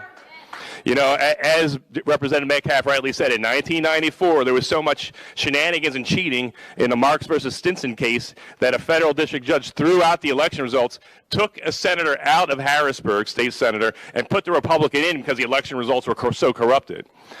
So we do have a precedent here, federal courts, and I hope you take a hard look at that here. Has our election results in Pennsylvania at the presidential and other levels been so corrupted that the results have to be thrown out? That's going to be a case you're going to have to make before the Supreme Court there, but it sure sounds like something stinks in Denmark or in Philadelphia. I don't know. One vote, one person, one legal vote per person, and any cheating goes in there disenfranchises an American. And I can't believe this is happening here, and we're not going to let it stand. I don't know why it's so hard. I know it's hard because this has been going on here for a lot longer than we imagine. But in Galatians 6:9, we're told by St. Paul, grow not weary doing good, because in due time you'll reap your harvest. We're going to reap our harvest.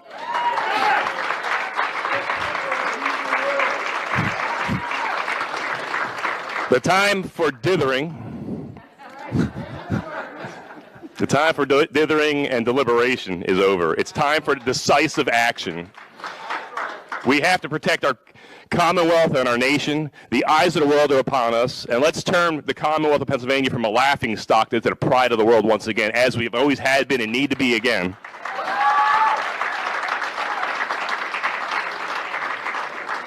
This is our day, this is our hour, this is our time. So yes, Mr. Franklin, a republic, if you can keep it, we're going to keep it. Can you keep it?